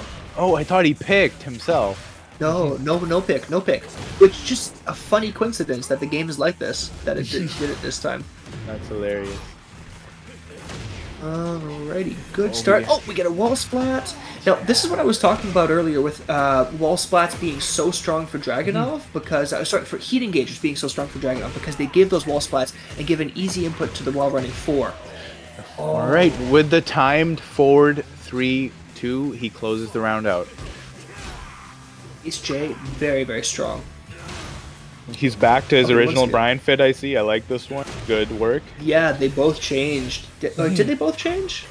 No, wait, Unsure. wait. Your boy Tony's wearing the same thing. It's just because Brian's looking different that I got confused. Launch ball splat. Okay, are we gonna Who's go in the for wall the? position? Oh, he doesn't go for the tackle. I've noticed that. You should be using that tackle. That is a RPS. That is a RPS extremely skewed in the Dragunov's favor. You should be going for that tackle every single time. Well, it's not even an Once RPS. you It's have 50-50. yeah, basically. Once you have convinced your opponent that they need to be blocking against that, then you can start abusing that tackle, Oh which yeah, is for sure. an excellent move. And I mean, 33% Dragunov can chance. break gray health. Oh, the perfect round. Very nicely done. Oh, power crush Okay, at the round start. okay. We've seen that a lot today, haven't we? From the Oscars, from the Kings, from the Dragunovs. Everyone just throws that out. Oh, you need to be I mean, punishing that. if the opponent wants to mash at the round start, that is a good thing to do. Although Dragunov's is minus 14, so in theory, Brian can launch. In theory, but again, putting that into practice really difficult. You got to be so sharp. So true, so true. Okay, so this could be a final round if Ace J takes it. Your Oh, boy goes for- Tony could Oh, still come he back. catches him with a snake edge. Just got robbed. No, That he was does the just right a tip combo. range. He got the right Oh. combo, and look at that health this time. Didn't drop it. Oh no! I've noticed Okay, that. your boy Tony gets it back. I've noticed that Ace J is always getting caught out by that second hit of that back 4-3. That Oh, is true. goes for that There's tackle. the tackle. He breaks it. The 33% chance, and he gets it. Yeah, but it was good to have that mix up. Here we go once again with that sneak forward. Super powerful chip. Oh no. goodness, we're at the wall. I Oh, can't look. He no. does a rage. It was no press. Oh, he goes for the This is safe gonna throw. get- He does the right Yep. tournament thing. Go for the throw. Don't try to be fancy with the taunt or with the jet upper. If you drop it, the Dragunov could get all Absolutely. his momentum back. Absolutely. So this was your boy Tony doing very well, but Ace J going on to grand finals. Your boy Tony still has another chance, I believe. Oh, hold on. Wait, are we still doing another game? Oh, this was a mistake. Okay, yeah, no. So the match is already over. That was Ace J taking it. They're just doing a quick little run back there because they automatically hit rematch, which I understand. You get excited, course. you want to have an immediate run back. But Yeah. I believe what we're looking at here is your boy Tony is going to be playing against the winner of Cat versus Malachite next. Ooh, Cat versus. I love seeing Malachite, man. His king is So pure, Yeah. so classic. Armor, pure Yes. muscle, stand in your face, do an armor move, grab you, put you to the ground, and then throw you around. And you know me, I'm always doing Hmm. a fit check, so I'm looking over at this. You see Malachite, a very nice rose on King's mask, and Rose's King's entire mask colorway there is Hmm. really, really matching up with the mask. I think Malachite put a lot of work into that, and Hmm. I appreciate that, and I just wanted to bring some attention to it. But Absolutely. yes, also Malachite's game plan is strong as well. All right, Jules, I'm just going to take a quick 5 seconds to refill my water because, talking a lot does dry up your throat a little 100%. It's bit. super hot, so you do that, and I will hold down Yes. the fort. Yes, sir. Thank you very Maybe I'm much. gonna sing now that Mo is gone. Is it finally time for me to sing? That is, of course, a joke. If there's one thing I don't want to do is to drive viewers away from this stream, so I will not be singing whatsoever. I also don't want us to get hit with the DMCA, so if I accidentally sing something that's been copyrighted, we could get into a lot of trouble, right? Anyways, Cat versus Malachite looks like they are just underway already. It's going to be the King versus the Asuka. Uh, am I wrong Okay. to think that they met earlier? Did Malachite and Cat play at the start? They did. I think this And is a run back. this is a run back indeed. Oh man, this Let- is Cat's I chance to get knew that revenge on armor Malachite. was coming. I knew that armor And that was the sorry. exact interaction at the start of their first fight, was that armor move. That's so funny, that's so funny. Nice duck. I keep forgetting that move is a high. The back four, is it? Yeah, I'm noticing so many ducks from the Asuka player. Maybe it's just try to mitigate those neutral throws King players love to go for. I'm not sure. Neutral throws and back three. Hmm. All scary moves. Oh la la la la. Nice start, but only the first round. Let's see what happens next. Ooh, an armor throw Asuka. coming out from the Asuka this time. Yes, getting that heat engager and doing 100% real health damage, no gray health with that, is a really, really nice thing for that move. Oh yeah, absolutely. Okay, Look let's at see those how Cat sticks. uses. What's up with those Isn't- down jabs and neutral? Looking out. Well, that was, I believe, Cat saying, you cannot approach and throw me, and if you try and approach and do 4-4 neutral 2, you would go under my regular jab, but you're not going under this. I think it was just a statement. I think that reminds me so much of Street Fighter because Luke season 1 would just whip counter and crouch medium punch all day in front of your face like come hit me, come hit me, come hit me.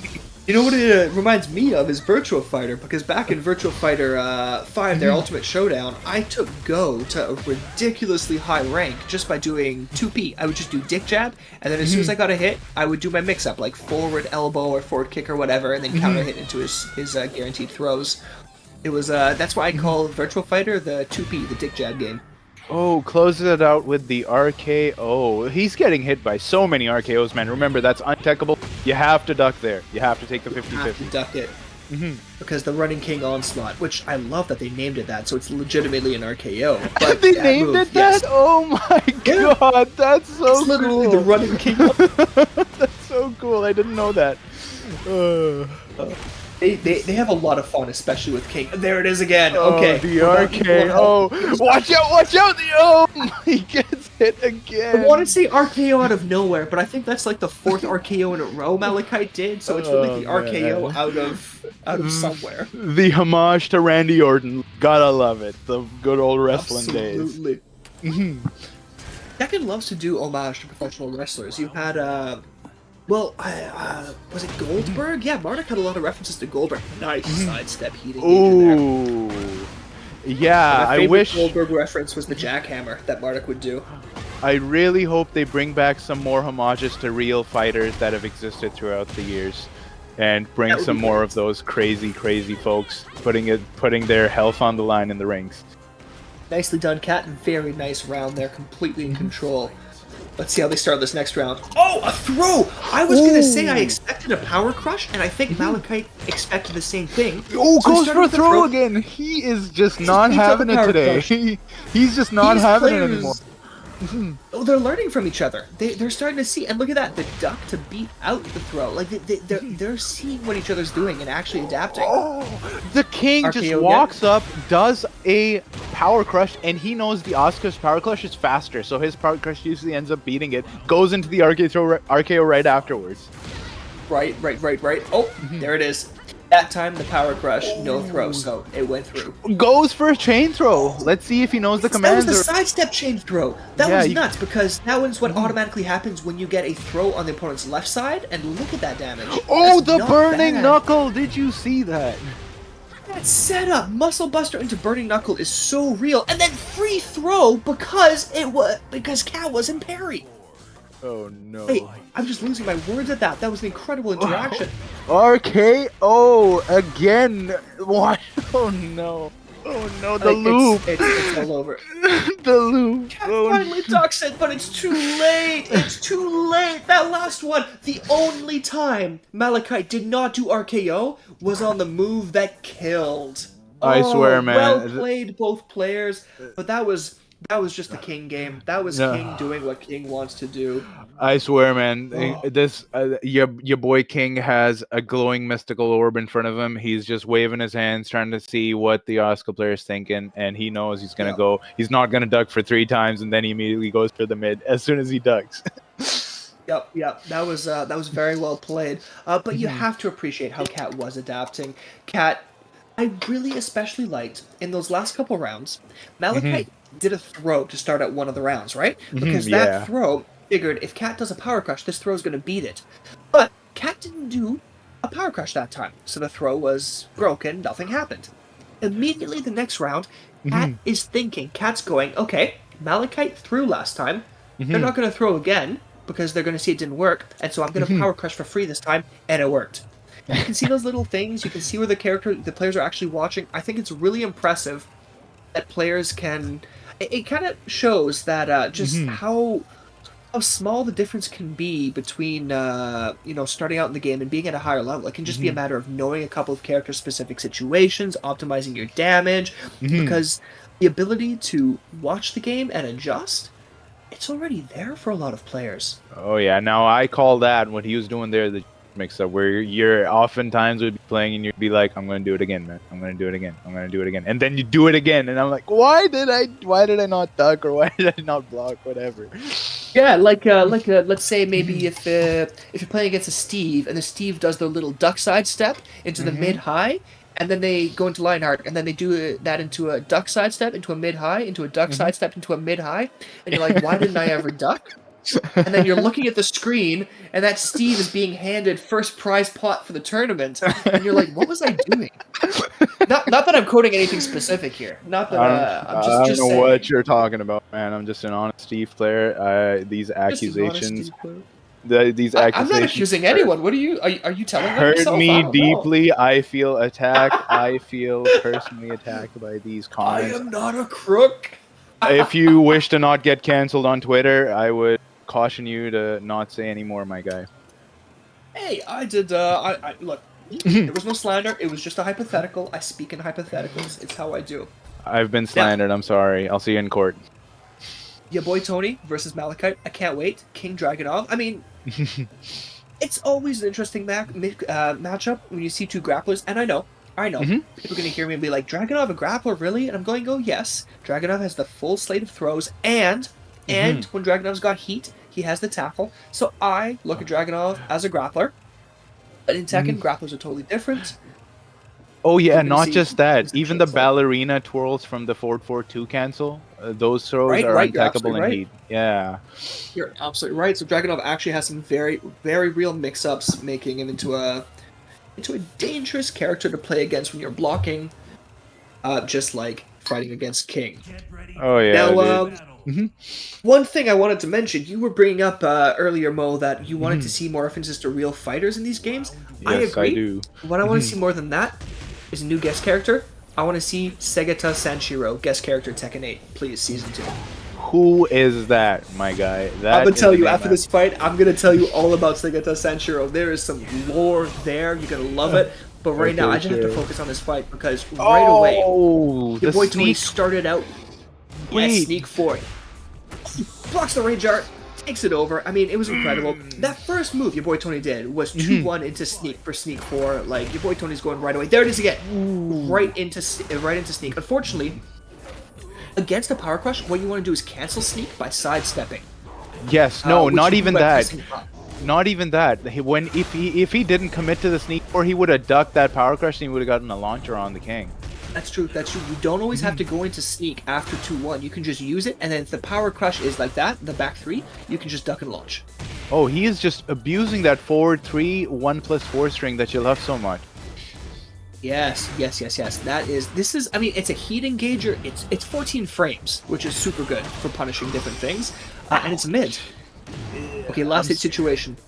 The whiff! Oh, Oh, he ducked that. He ducked that. He knew what king players like to go for. They love to do that 1-2 into the throw. And he was ready for it. Anyone's game. Oh my goodness. Yeah, he was absolutely ready. He's been preparing. Nice punish, because that was a 2-1 punish string. Heat smash. Now, unfortunately for Dragunov, his heat smash does not break floors. It only breaks walls.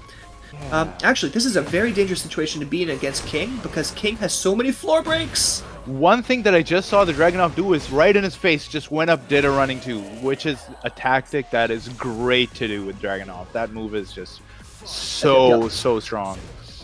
If you can make the opponent, like, if the opponent only expects wall running 2 when you're far away, then it's kind of easier for them to deal with it. If you can convince them that they need to be scared of it when you're up close, it can be good as well. Oh, counter hit! He could have gotten a free throw mix up there, but chooses not to go for the grounded throw. I would go sometimes. Oh, the flying elbow drop. Oh, the top rope! Oh, gets hit by the back 4. Was that... Sorry, was that your boy Tony doing a flash duck into back 4-3? Yes, looked to me like it was a jab string throw. Like, your boy Tony's flash ducks are actually coming in clutch right now. Oh, so close at the wall. Just a little late on that punish there, and then the mid check into the back turn into your favorite move to close out the round. That was a very, very tight little ender there, because, I mean, yes, Malachite was 1 hit away from death. Malachite had that wall advantage, which you can use to make some incredible comebacks. That's okay. Now, this, I believe, is Loser's Final. So this is going to be first to 3. So we're not going to see the end of it just yet. I would be excited to see if Malachite can break the floor here, because King's heat smash in this, it can break hard floors like this in 1 hit. Now, one thing I'd love to point out is whenever you do a jab string into a power crush, you have enough time to duck, folks. You need to be doing that. That is crucial. That is a crucial mechanic you need to learn with Tekken 8.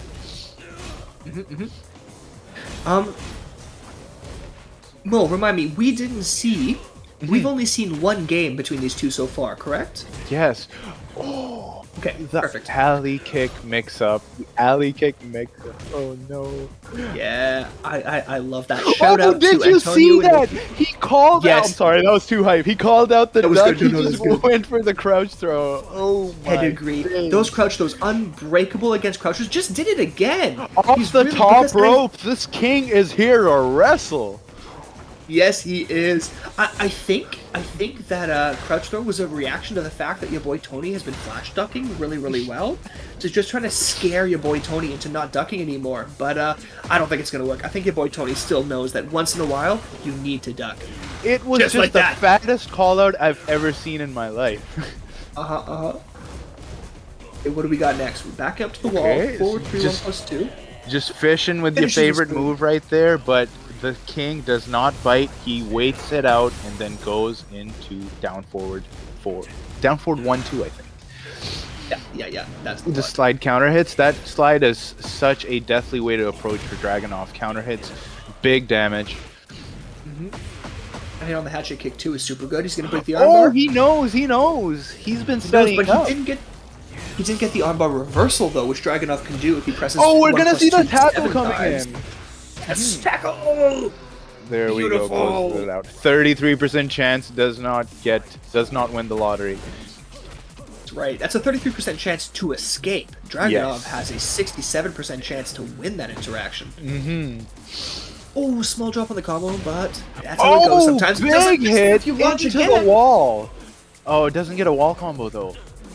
This stage is very tricky for that because those walls are so much closer, so it is difficult to optimize here, but it's still nice to get some damage. Okay, we're gonna see a bunch of jabs into sneak 4s here because of the wall. Your boy Tony loves doing that. That's his favorite move. It works very, very well here. Okay, we didn't see a punish on the power crush. We're just kind of waiting it out, and That's one of the scariest things against King. When you're just standing in neutral, King can just throw out a 4/4 neutral true into a counter hit, and that's like 40 damage right there. It is. Small punish Oh! against the alley cakes, but still good to get some damage. 2-1 is better than nothing. Yeah, oh, no tech on the normal throw. It'll happen sometimes. You'll be ready for a different kind of throw. Oh, mix up, mix up. Malachi is just so stubborn. You love to see it.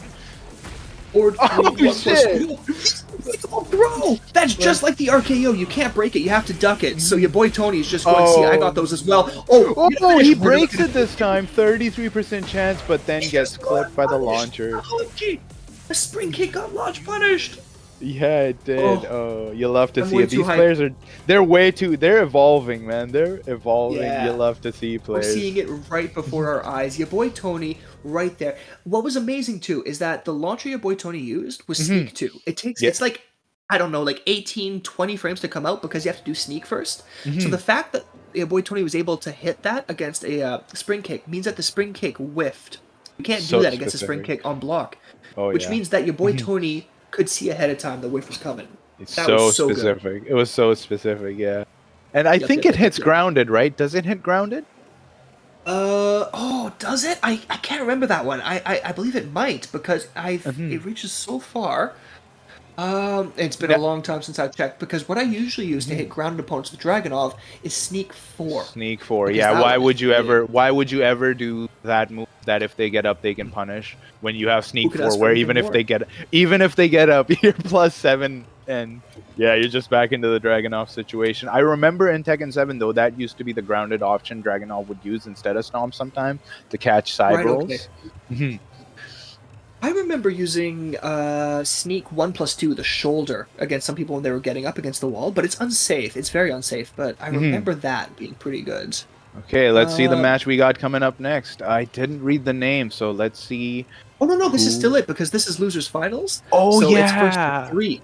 So I we're not forgot. done yet. The stage. I keep good. forgetting the stage. Yeah, there's a big stage swap. It takes a moment.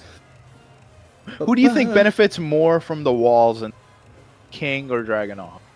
Dragonov, 100%, because all those heat engagers. Dragonov has a 10-frame counter hit confirmable heat engager wall splat, which will do over 70 damage. On a 10-frame counter hit, Dragonov has a 14-frame heat engager wall splat, which will again do over 70 damage, which is really hard to deal with because it's a mid-high, but there's a mid-mid mix-up. So if you can condition the opponent, they can get screwed up from that. But now you got to remember, while our boy Malachi hasn't been using the shove King has is dangerous into the wall because you get guaranteed 4-2-1 into wall splat, and then that shove is dangerous. What's the shove input? Is it forward neutral 1+2? Yes, you're correct. Right, it's super fast. It's like technically 9 frames, but because of the forward neutral, it's more like 13. But yeah, at the wall, that is true. That King does have that, which is very scary. So I guess I'd keep that in mind. There is a funny thing though, where that forward neutral true actually frame traps with a jab. You cannot press anything after blocking King jab. That is very, very neat. Right, Okay. You can buffer the input. Yeah, absolutely. And we're seeing Sneak 4 coming out a lot. Oh, back 2+4 right into the armor, but doesn't bite on the mid extension. The only way to deal with that Sneak 4 is to sidestep right. Honestly, it's very linear. It loses to sidestep right, but otherwise it will beat everything. Sidestep? What are you talking about? This is a 2D game. I don't want to hear any of Oh, once again, that up forward 3+4 power crush is slower, so it does beat other power crushes. And goes for the power bomb. Now you're right in the face, and King has some of the best Oki in the game. By far. I mean, at least until Martyr is released. Oh yeah, until Martyr. Oh, that. I will rule the day. Yes, that actually hits guaranteed. That hits guaranteed if after any King combo. Good to know. Good to know that heat smash, you can't escape it, because I always felt bad for getting hit by it. Wasn't my fault, Mom. Punish into +5. Oh, we don't see a lot of punishes coming out for that power crush. That's why the King can just use it over and over again. And one strategy you can employ against that specific power crush is just not press and let him do it over and over, and then get your -12. Yeah. Is it only minus 12 now? I thought it was minus 13, but minus 12 makes more sense. Yeah, it's minus 12. Very That's good, what makes very it so good. It's not very punishable, and it has so many active frames. It just goes through so much stuff. It really does. It really does. Oh, goes for the throw to counter the power GGG. crush. That was a call out, I think. That was very, very good. Well, it's not the first time we've seen Malachite do that. We saw Malachite use it against Cat at the start of a round. When Malachite gets the impression that their opponent's going to start with the power Oh, crush, you blue will see spark that giant throw. swing. His execution is on Is it point gonna- today. Yeah, blue spark. Damn it! That was it. Oh, okay. To get the heat smash, but that damage was massive. Okay, we're in a Mix up. 50-50, and he ducks. Yep. Malachite gonna take a game. I Alright, think Malachite still in there. your boy Tony had been watching what Malekith did to Cat. It is very possible, yes. As a Yeah. smart thing to do is to keep an eye on your opponents in these tournaments. Oh yeah, for sure. He ducked and he got the mid hit. Okay. Oh, once the again, jump in. Let's go. Playing Street Fighter. Gotta love that. I'd love to see a bit of jumping in Tekken. Oh yeah. Dragunov actually is one of the rare characters that kept his delayed hop kick launcher. Oh yeah? I did not know that. Most characters lost it, but if Dragunov, it only works on a short hop kick, which you can only get by tapping up forward. Most of the jumps you have to hold up. You can tap up forward for a short hop forward. And Dragunov short hop 4 will actually launch, unlike other characters. Oh, he is fishing for those armored hits, but he's just not getting anything. And Dragunov just waiting it out, using his 1-2 into sneak, or 2-1 into sneak, and trying to get in there like that. Yes, getting a lot of mileage out of that move. Love to see it used as a punisher against the armored moves, but you take what you can get.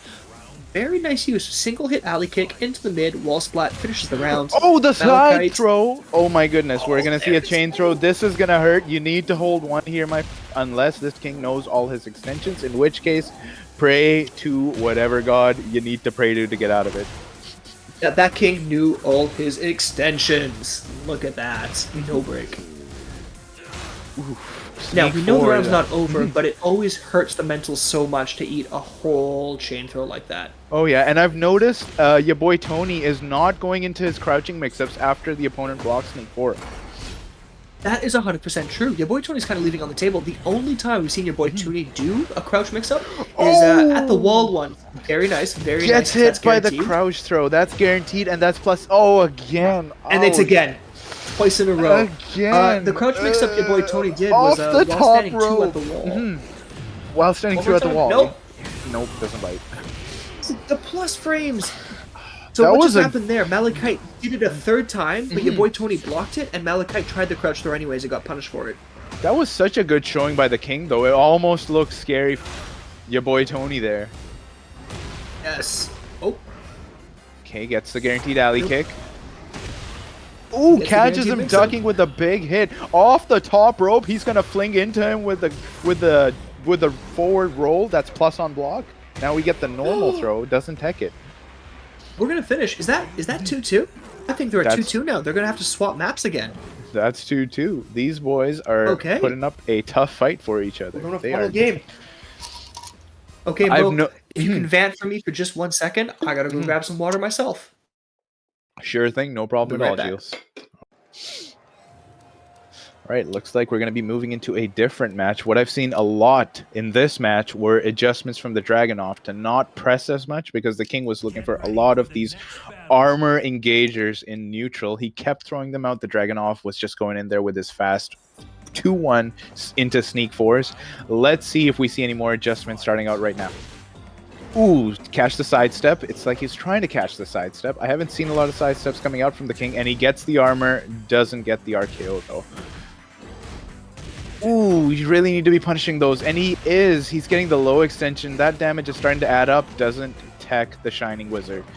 Shining Wizard again! Oh my goodness, that needed to be a punish right there. Okay. Oh, the Dragunov takes it. Okay, a jab to check him out, catching him doing a slow button. Now we're going to see a lot of these four. Oh, goes for the Shining Wizard again. This time techs it. Doesn't punish it in time. Alley kick mix-up, classic. Techs the throw a lot sharper this time around from ya boy Tony. Ooh, floats him out, doesn't get a mini juggle though. Does jabs and stops. I think he was looking for that power crush, but the power crush never came, and so he just stood there, didn't take his turn. Okay, sneak force, RKO attempt, got ducked, didn't get punished though. Okay, he's starting to catch on. Just catches him on that timing. Takes him to the wall. We see a proper wall comp. Ouch. Forward neutral 2 counter hit. Ouch. That is going to hurt, and I think that's going to close it out. A bunch of good decisions made by Malekith. Okay, neutral throw tech. He's going a lot more for those 2-1s into the low off. And no tech on the Shining Wizard again. I wonder if he'll use it again. Catches him ducking because we've seen him throw out the Shining Wizard twice in a row. So I think he was expecting the Shining Wizard. But instead he went for that Armored Heat Engager. And Malekith closes it out with an immaculate display of Tekken prowess. I can't believe it. I came back just in time for this match, and that was a fantastic finish by Malekith. Oh, you missed which does mean that Malekith gets to run at Grand Finals, which is going to be very interesting. Oh, But yeah. your boy Tony, my God, what a showing. Really I mean, good showing. You should have seen the adjustment he made in the... Every time he would do 2-1, instead he would go for that low option, trying to stuff that power crush that King has been doing, trying to keep the Dragunov in check. Right, and then the low option after 2-1, the sneak 3, that would counter hit into a big like side swapping throw. So against a power crush, that can be some really chunky damage. So that's a very, very good idea. Well done. Now there is a lesson to be learned here, which is you have to figure out your opponent's favorite move and then you have to dismantle it. Now I can tell you right now, just from watching these matches, the Dragunov's favorite move was 2-1 into sneak, and the King's was that armored move. That up forward 3+4, and now if you know that these are their favorite moves, you can put in some countermeasures against those. So it's always important to figure out what your opponent is throwing out at you. And as soon as your opponent can no longer use their favorite move, they're going to start feeling really, really uncomfortable, because a move is their favorite move because it functions, it works for them in the range that they feel safest at.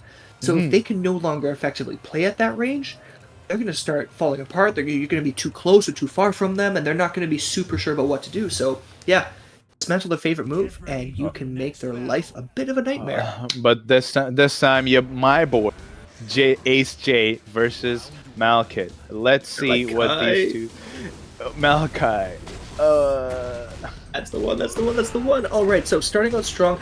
Oh, it looks like Malekith tried to interrupt the second hit of forward 3-2, which is really easy mistake to make because the second hit's a bit delayed. Did you see the full charge on that 3-1+2 from the Brian? Just wall splats him, and look at that recoverable health the King's on. That's a big danger against Brian with heat, is that Brian can wall splat with that unblockable if he wants to, and look at that. It's going to help him take the round. Oh yeah, for sure. Ooh, it goes for the crouch throw. Blocking the power crush. Of course, if the power crush absorbs a hit, like it just did there for King, that means that power crush actually becomes safe. All power crushes change once they've absorbed the hit. Look at that power crush just in effect right there. It goes for the mid option, knowing that the Brian's not gonna duck. Yep. Now, of course, this is the run back. Ace J was the player who originally sent Malekith down to the loser's bracket, so Malekith's playing for revenge here. Malekith's playing with the... Oh my goodness, that was beautiful. The low parry to take the round. Small tip here, little secret from Malekith. I'm pretty sure King's most powerful, most effective combo after low parry is to just do the running power bomb. Just one move, for sure. Just one move will do max damage. But again, it's heavy on the execution, and yeah, that's something you're gonna have to grow into as a Tekken player. Absolutely, 100% true. Just something to keep in mind. But what Malekith's keeping in mind right now is winning 2 rounds in a row. Gets caught out by that last hit of that string. That is so deadly, knowing that Brian can just go into those extensions. All high, of course, but still scary nonetheless. very scary because, you know, you don't know when you're allowed to press. Is Brian going to end early? Is Brian going to keep doing them? You just got to keep it in mind and try to escape. And one of the things that makes Oh, Brian scary. another low parry. The Ace J was trying to quote unquote scrub him out by doing Brian's classic 1-2-3, 1-2, but he was Into the not having low. any of it. Yeah. That's right, that's right. Just ready for it, ready to beat it. Oh, but this throw, possibly trying to beat out a panic power crush. Well, either way, the throw wins the round. No tech on that normal throw. Oh my goodness, that is just, he's getting huge mileage off of those throws. Yep, Malachite. Ace J may have been looking for something else, but either way, Malachite taking advantage and getting that damage twice now in this round. Ouch. Okay. Oh, catches so him with that Malachite- string again. Yes, and the damage is going to be huge because we are going to be taking it to the wall with the down forward one. Brian does so much orbital wall damage. heal just on wake up. What an option. Oh, what are we going to see here for the ender? Yes. Classic mid Brian's check to down close forward. it out. Yep, just a mid check. Nice, safe. Oh, it's beautiful. +1, why not do it? One thing I noticed that round right there, Malachite has been changing it up, is not doing the RKO as often, maybe worried about, you know, getting launched by the duck. But the number of times Malachite has used the mid option in a row now, I mean, a few of those could have been the RKO. It looks like you do have to shuffle back and forth. You can't just always insist on one option unless that one option is working. I think Malachite is just at that level where he can recognize in what ranks the opponents like to duck, and knowing that Ace J is at Battle Ruler High Purple, he knows that he's going to be looking out for that RKO, so it's a lot more risky. Yeah, but I mean, if you don't shoot the RKO at least once, then your opponent might never duck. You gotta scare them. You gotta get in their head a bit, especially this king. You want to make them suffer mentally. No, the thing is, though, I am a believer that he's aware of the option to where he will eventually duck. It's not like he just doesn't know the RKO exists, so eventually he will duck. I'm not saying he doesn't know. I'm just saying he's not afraid of it. Oh, yeah, I'm just for saying sure. that he hasn't used it. Now he's afraid of it. There it is. Oh, now yeah, he can start using that mid. He's been eating so many mids because of that, because he kept going mid, and that one time he goes RKO, he did not duck. Yes, that's perfect. That's perfect. Okay, now what's the mix? There's the mid. Very good. Just keeping him on his toes. Oh, gets launched for that. That is not launch punishable, I don't think, but I think he might have tried to move there and got caught. Interesting. What are we going to do to finish? Oh, tough situation. No punish on the low. That was just unlucky. You saw the punish whiffed? That was just some bad luck. Now that this matchup has progressed into the grand finals, we're seeing a lot less armored heat engage from the king, and I think that's purely because Ace J is so adept at punishing that, and he's always getting his damage. That makes sense. That makes sense. Yeah. Oh, love that. Don't see enough shining wizards in this game. He's just staying on the ground. Oh, here's Yeah, no. here's the. Sometimes that's a safe thing to do. If the king's not using ground throws, nice finish. If the king's not using ground throws, then sometimes you can just stay down and let his Oki not exist. Oh yeah, but it's now. That's 2 for Ace J so far, correct? that's 2 for Ace J. Yeah, he's looking really strong. I tell you, man. Yeah. He- Okay. So He is about as sharp as you can be at this level. Of course, no shade. It's going to take a while to build those reactions to punishable moves. We've all been playing for years, and even I miss so many punishes. And sometimes I don't even know if something's punishable, but yeah. It takes time. I don't know any punishes. I'm gonna be honest, man. I just play by feel. Oh I don't no. know if anybody's noticed, but you watched me yesterday. I got, I blocked punch twice and I grabbed it. Gilles outs himself. Classic. Yeah, Drew loves himself. Yeah, I don't know. I just play neutral and I just try to whiff punish, and that's what works for me. I don't know punishes. I don't know throw breaks. Oh, did you see? He tried to go for the mix-up with the 4-4 neutral 2s and mixing it up with the hop kick, but Ace J doesn't bite. Yeah, no, AJ was ready for that. Punishes and also got a throw out of it, so it gives him a comfortable lead in this first round. But those normal throws are working. Like, I Malachite can know. afford to take advantage of those throws to break through AJ's defense. Ooh, eats the hop kick and hope. Oh, he does the wrong combo, and that's what I'm talking about. Do the consistent stuff. Make sure it doesn't Do drop. the consistent stuff. But it looks to me like AJ was maybe trying to dick jab when that hop kick hit them, which means the hop kick was an excellent choice. Unfortunate for Ace J. Oh, Ouch. once again, the second hit. Like I said before, that Brian, that move is so delayed that we can frequently catch ourselves mashing to the second hit. Snake Edge catches Malachite and he will get a full conversion, but no walls, which is really bad for Brian. Yeah, it makes it a little tough to get your damage, but let's remember, King has no walls either, so... Oh yeah, that's true. And, I mean, Brian, with that 3+4 as a keep-out move, kind of has some advantage in an infinite stage. Ooh, forward neutral true on counter hit. This Oh, goes he gets right caught under the moving point. forward. That move is tricky to punish too, the 4-3-2, because I believe it leaves the opponent crouching, meaning you have to use a while standing. Oh, Punish! did you see that timing on the snake Yes. edge? He's just on fire today with the snake edges, not getting them blocked at all, and then just timing them with the right highs to get maximum damage. Literally, like a Matterhorn, going underneath the attacks to get a snake edge as a counter hit, basically. Ooh, he knows the strings. He knows the strings for this. He does, he does. Playing a lot of He was games. ready for that. Oh yeah. Ooh, floats him out. Will he get a combo? No. Small combo, some damage. One thing I recommend folks do is just figure out what your one-hit bound moves are. So if you see them floating, just use that bound move, and then you get a nice floaters. Nice combo. Yes, every character has at least one. They at least have their heat burst. Your heat burst will one-hit bound. Side kick into alley kicks. That makes me happy. I love me alley kicks. It's such a fun move. Yeah. Oh, punish, no Alley punish. kicks, Mr. No punish on the power crush. I've seen that a lot today. We aren't seeing a lot of punishes on the power crushes, and then you have situations like this where he can just throw them out in neutral. No, oh, he goes for the right punish. What a sharp man this guy is. Orbital is Oki, beating out a low get-up kick, giving a full combo. Very good choice. Gets the extension with the heat burst. Oh, goes Oh, for the that could hatch. be it. Oh, he doesn't get the It's guaranteed not follow-up. it! The second...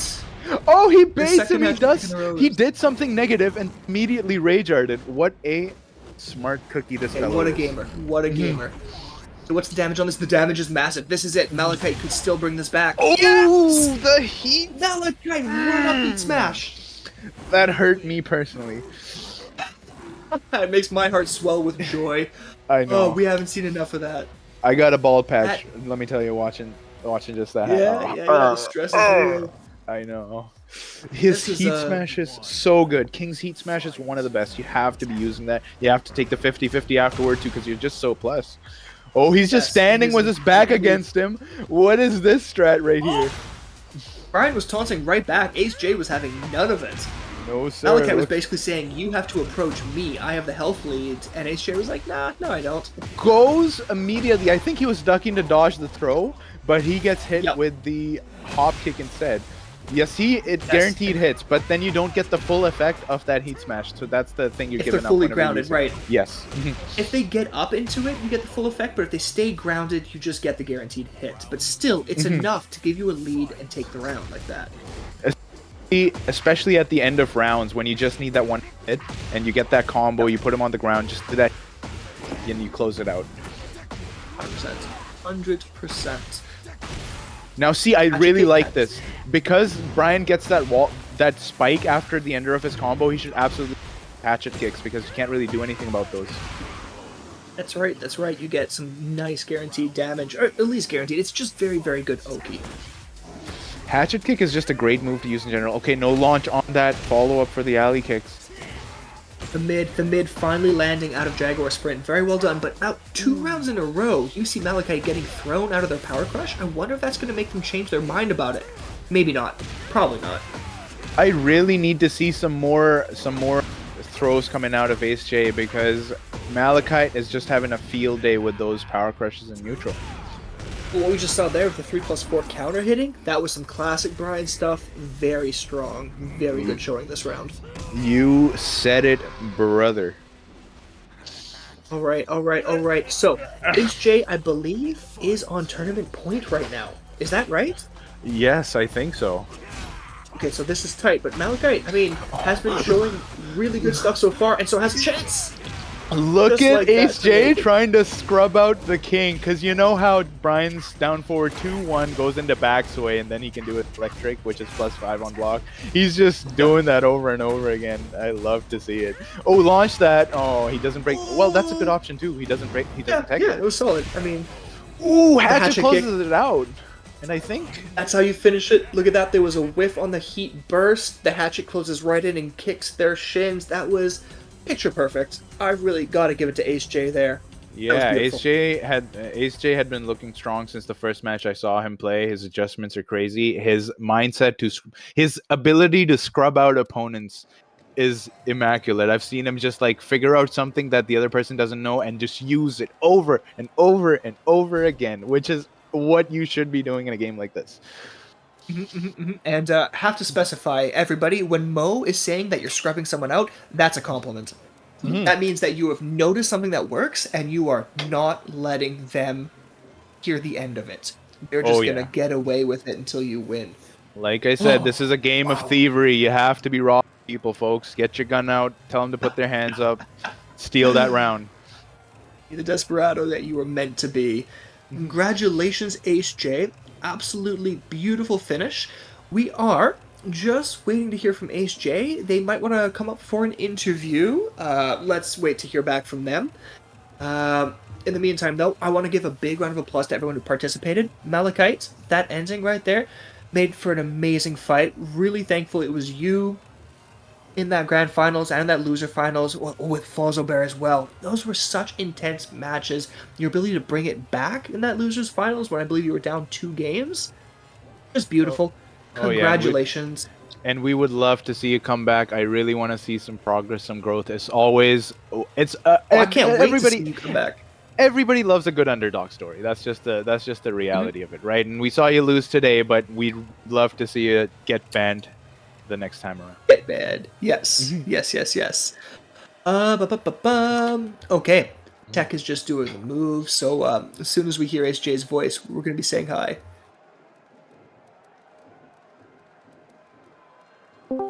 All right. All right. We're just going to make a quick move here. Oh. Hold up. So I believe we are talking with Ace J themselves. Ace J, is that you on the line? Hello. Hello, Hey, hello. how's it going, Ace J, the champion? The champion. Congratulations on getting banned. We're all very proud of you. Yeah. So, first thing we want to ask, how does it feel? You came second place last time around. You've pulled it together this time. You've made it. What are you feeling right now? We did it. We did it! We did it! We absolutely did it. Now, I did notice, I noticed some insane things in your gameplay. Like, you would notice something the other person didn't know, like Brian's down for 2-1 into backsway into his little electric punch that he does. And you would just keep using it over and over and over again. I thought that was beautiful. Thank you. I thought it was a funny move. And realistically, I don't play fighting games to win. I play it to piss people off. Malachite's fucking pissed at me right now. So what can I do? What can I say? I did my job. Also, That is shout out yes. to Zisty Nation. You already know what's up. Shout out to Dexel, worst Street Fighter player of all time, and shout out to Meta Mischief. They just gave me $50 for winning a beginner's bracket. So yeah. Congratulations, you're a professional player now. I'm a professional player. I'm ready for Evo. I did this for Evo because I know that, like, I'm gonna go 0-2. But you know what? 0-2 don't fucking matter. I'm $50 up. I am taking that to the fucking slots, brother. Oh, Yes, you are. Oh my I'm god, taking turn that to that the 15 slots. to 50 grand. Oh, one more shout out. My good friend Kame, he's currently in a comatose, but like, you know, I miss him very dearly, and I hope that he'll watch this VOD sooner or later when he wakes up. Maybe. Maybe he'll wake up, but yeah, love that Come guy. on back to us. We're gonna save this VOD for your friend, okay? So that your friend can come back and see your triumph. Yeah, Something to look absolutely. forward to. That'll be excellent. Big congrats again. That was such a nice you. showing. Now tell us. Now this has happened. You got your Evo plans. Are you gonna be sticking with Tekken? Is this just the start of your journey? Are they playing Valorant in Evo? Are they playing Valorant in Evo? Pokemon owns it, so who knows, man? Anything's possible. Yeah. Okay. Yeah, Good point. Good point. Yeah. Wait, Pokemon's gonna be there? Pokemon owns Evo, my guy. Oh my god. Yeah. Who else is I gonna... mean, I don't know. She owns it, but would you show up to a tournament full of fighting game players if you weren't playing? I want to show up to a tournament full of fighting game players that are cool and doesn't smell. Yeah, that's fair. Because They last time are I went pretty to cool. Evo, Well, last time good I went news to then. a Good news is that there's no Smash at Evo. So, I'm sorry. Low blow. Low blow. I love my Smash no, friends. listen, last time I went to Evo, it smelled like shit, but it's all good because I saw Justin Wong and I yelled at him. I said, "Let's go, Justin." That's also a lie. There's people that's gonna be in chat right now that's gonna say that's a lie. That's But okay. yeah, It's funnier if we believe it. So yeah, believe it. yeah. We But believe yeah, it. Hey, you Mhm. always gotta yell at Justin if you see him. Yeah, of yeah, course. yeah, It's a great guys, yell. we did it. What they We did gonna it. say now? What they gonna say now? They're gonna say, we want to see you back. Thank you Yeah, so much, man. Ace J. That was a fantastic performance. We're hyped for you. You seem to be hyped for yourself, so that's real good. Understand that you're a Valorant player, but if you want to stick with Tekken, if you want to move up those ranks a little bit more, I'd be happy to see you somewhere. I think I got a couple pocket characters around Purple that I could come meet you someday. We can Oh come hang out no. there. The challenge has been Oh. thrown out. The challenge has been Challenge thrown has out. been thrown out. All right, Mo. I want to give a couple shout outs right now to the people on our end. You know, I want to give a shout out to the local that we both come from, the Vancouver Island FGC. We do our Wednesday locals and our Friday brackets with Chang. You can find us on Twitter at underscore VIFGC. That's at underscore VIFGC for updates on what we're up to. Or at Linktree, it's link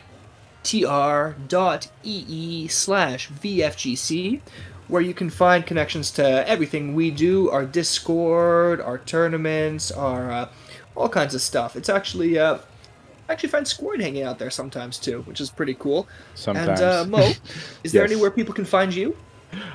Just in the Discord, man. I'm usually talk much, but I'm always reading here and there. Yeah, fair. Mo's Mo's a local man, our local Steve player. That's where you're gonna find him, either doing commentary here or playing online with us.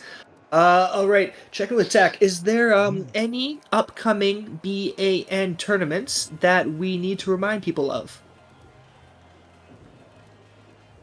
No, nothing. No upcoming All right. tournaments, eh?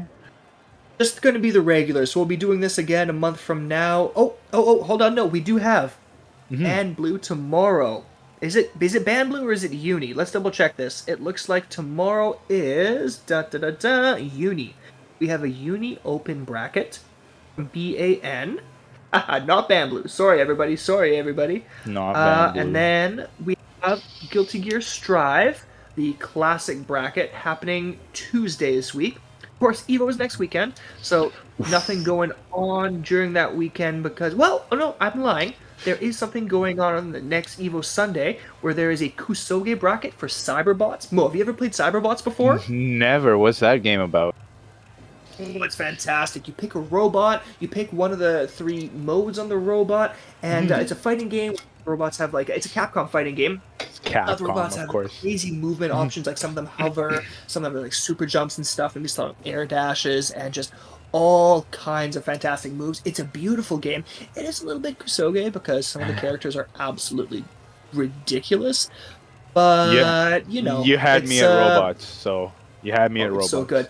There you go. We're gonna have to add that to our Wheel of Misfortune tournament we do locally at some point, where we just we end up playing Cyberbots because it is fantastic. And so yeah, Evo Sunday, and is hosting the Cyberbots Kusoge brackets, and then yeah, that's it for the next 2 weeks. That's it. Congratulations, everyone. Really nice to have you out there. I think I'm going to close it out here with a quick shout out to my co-commentator, Mo. So good to have you on the mics, man. Thank you so much for coming out. Yeah, of course. You being a pillar of the community as always. You love to see it. It's perfect. Oh, I'm not a pillar. I'm the door. What do you I'm the got? door You're of the the community. door I of the let people in. community? Man, That's right. I the let door of people the in that keep us all community. warm, right? I'm not holding up anything. Of course, of course. All right, everyone. So, for Mo, I'm Gilles, signing us all out. GG's, folks. GG's, everyone. Talk to you all soon. Good night.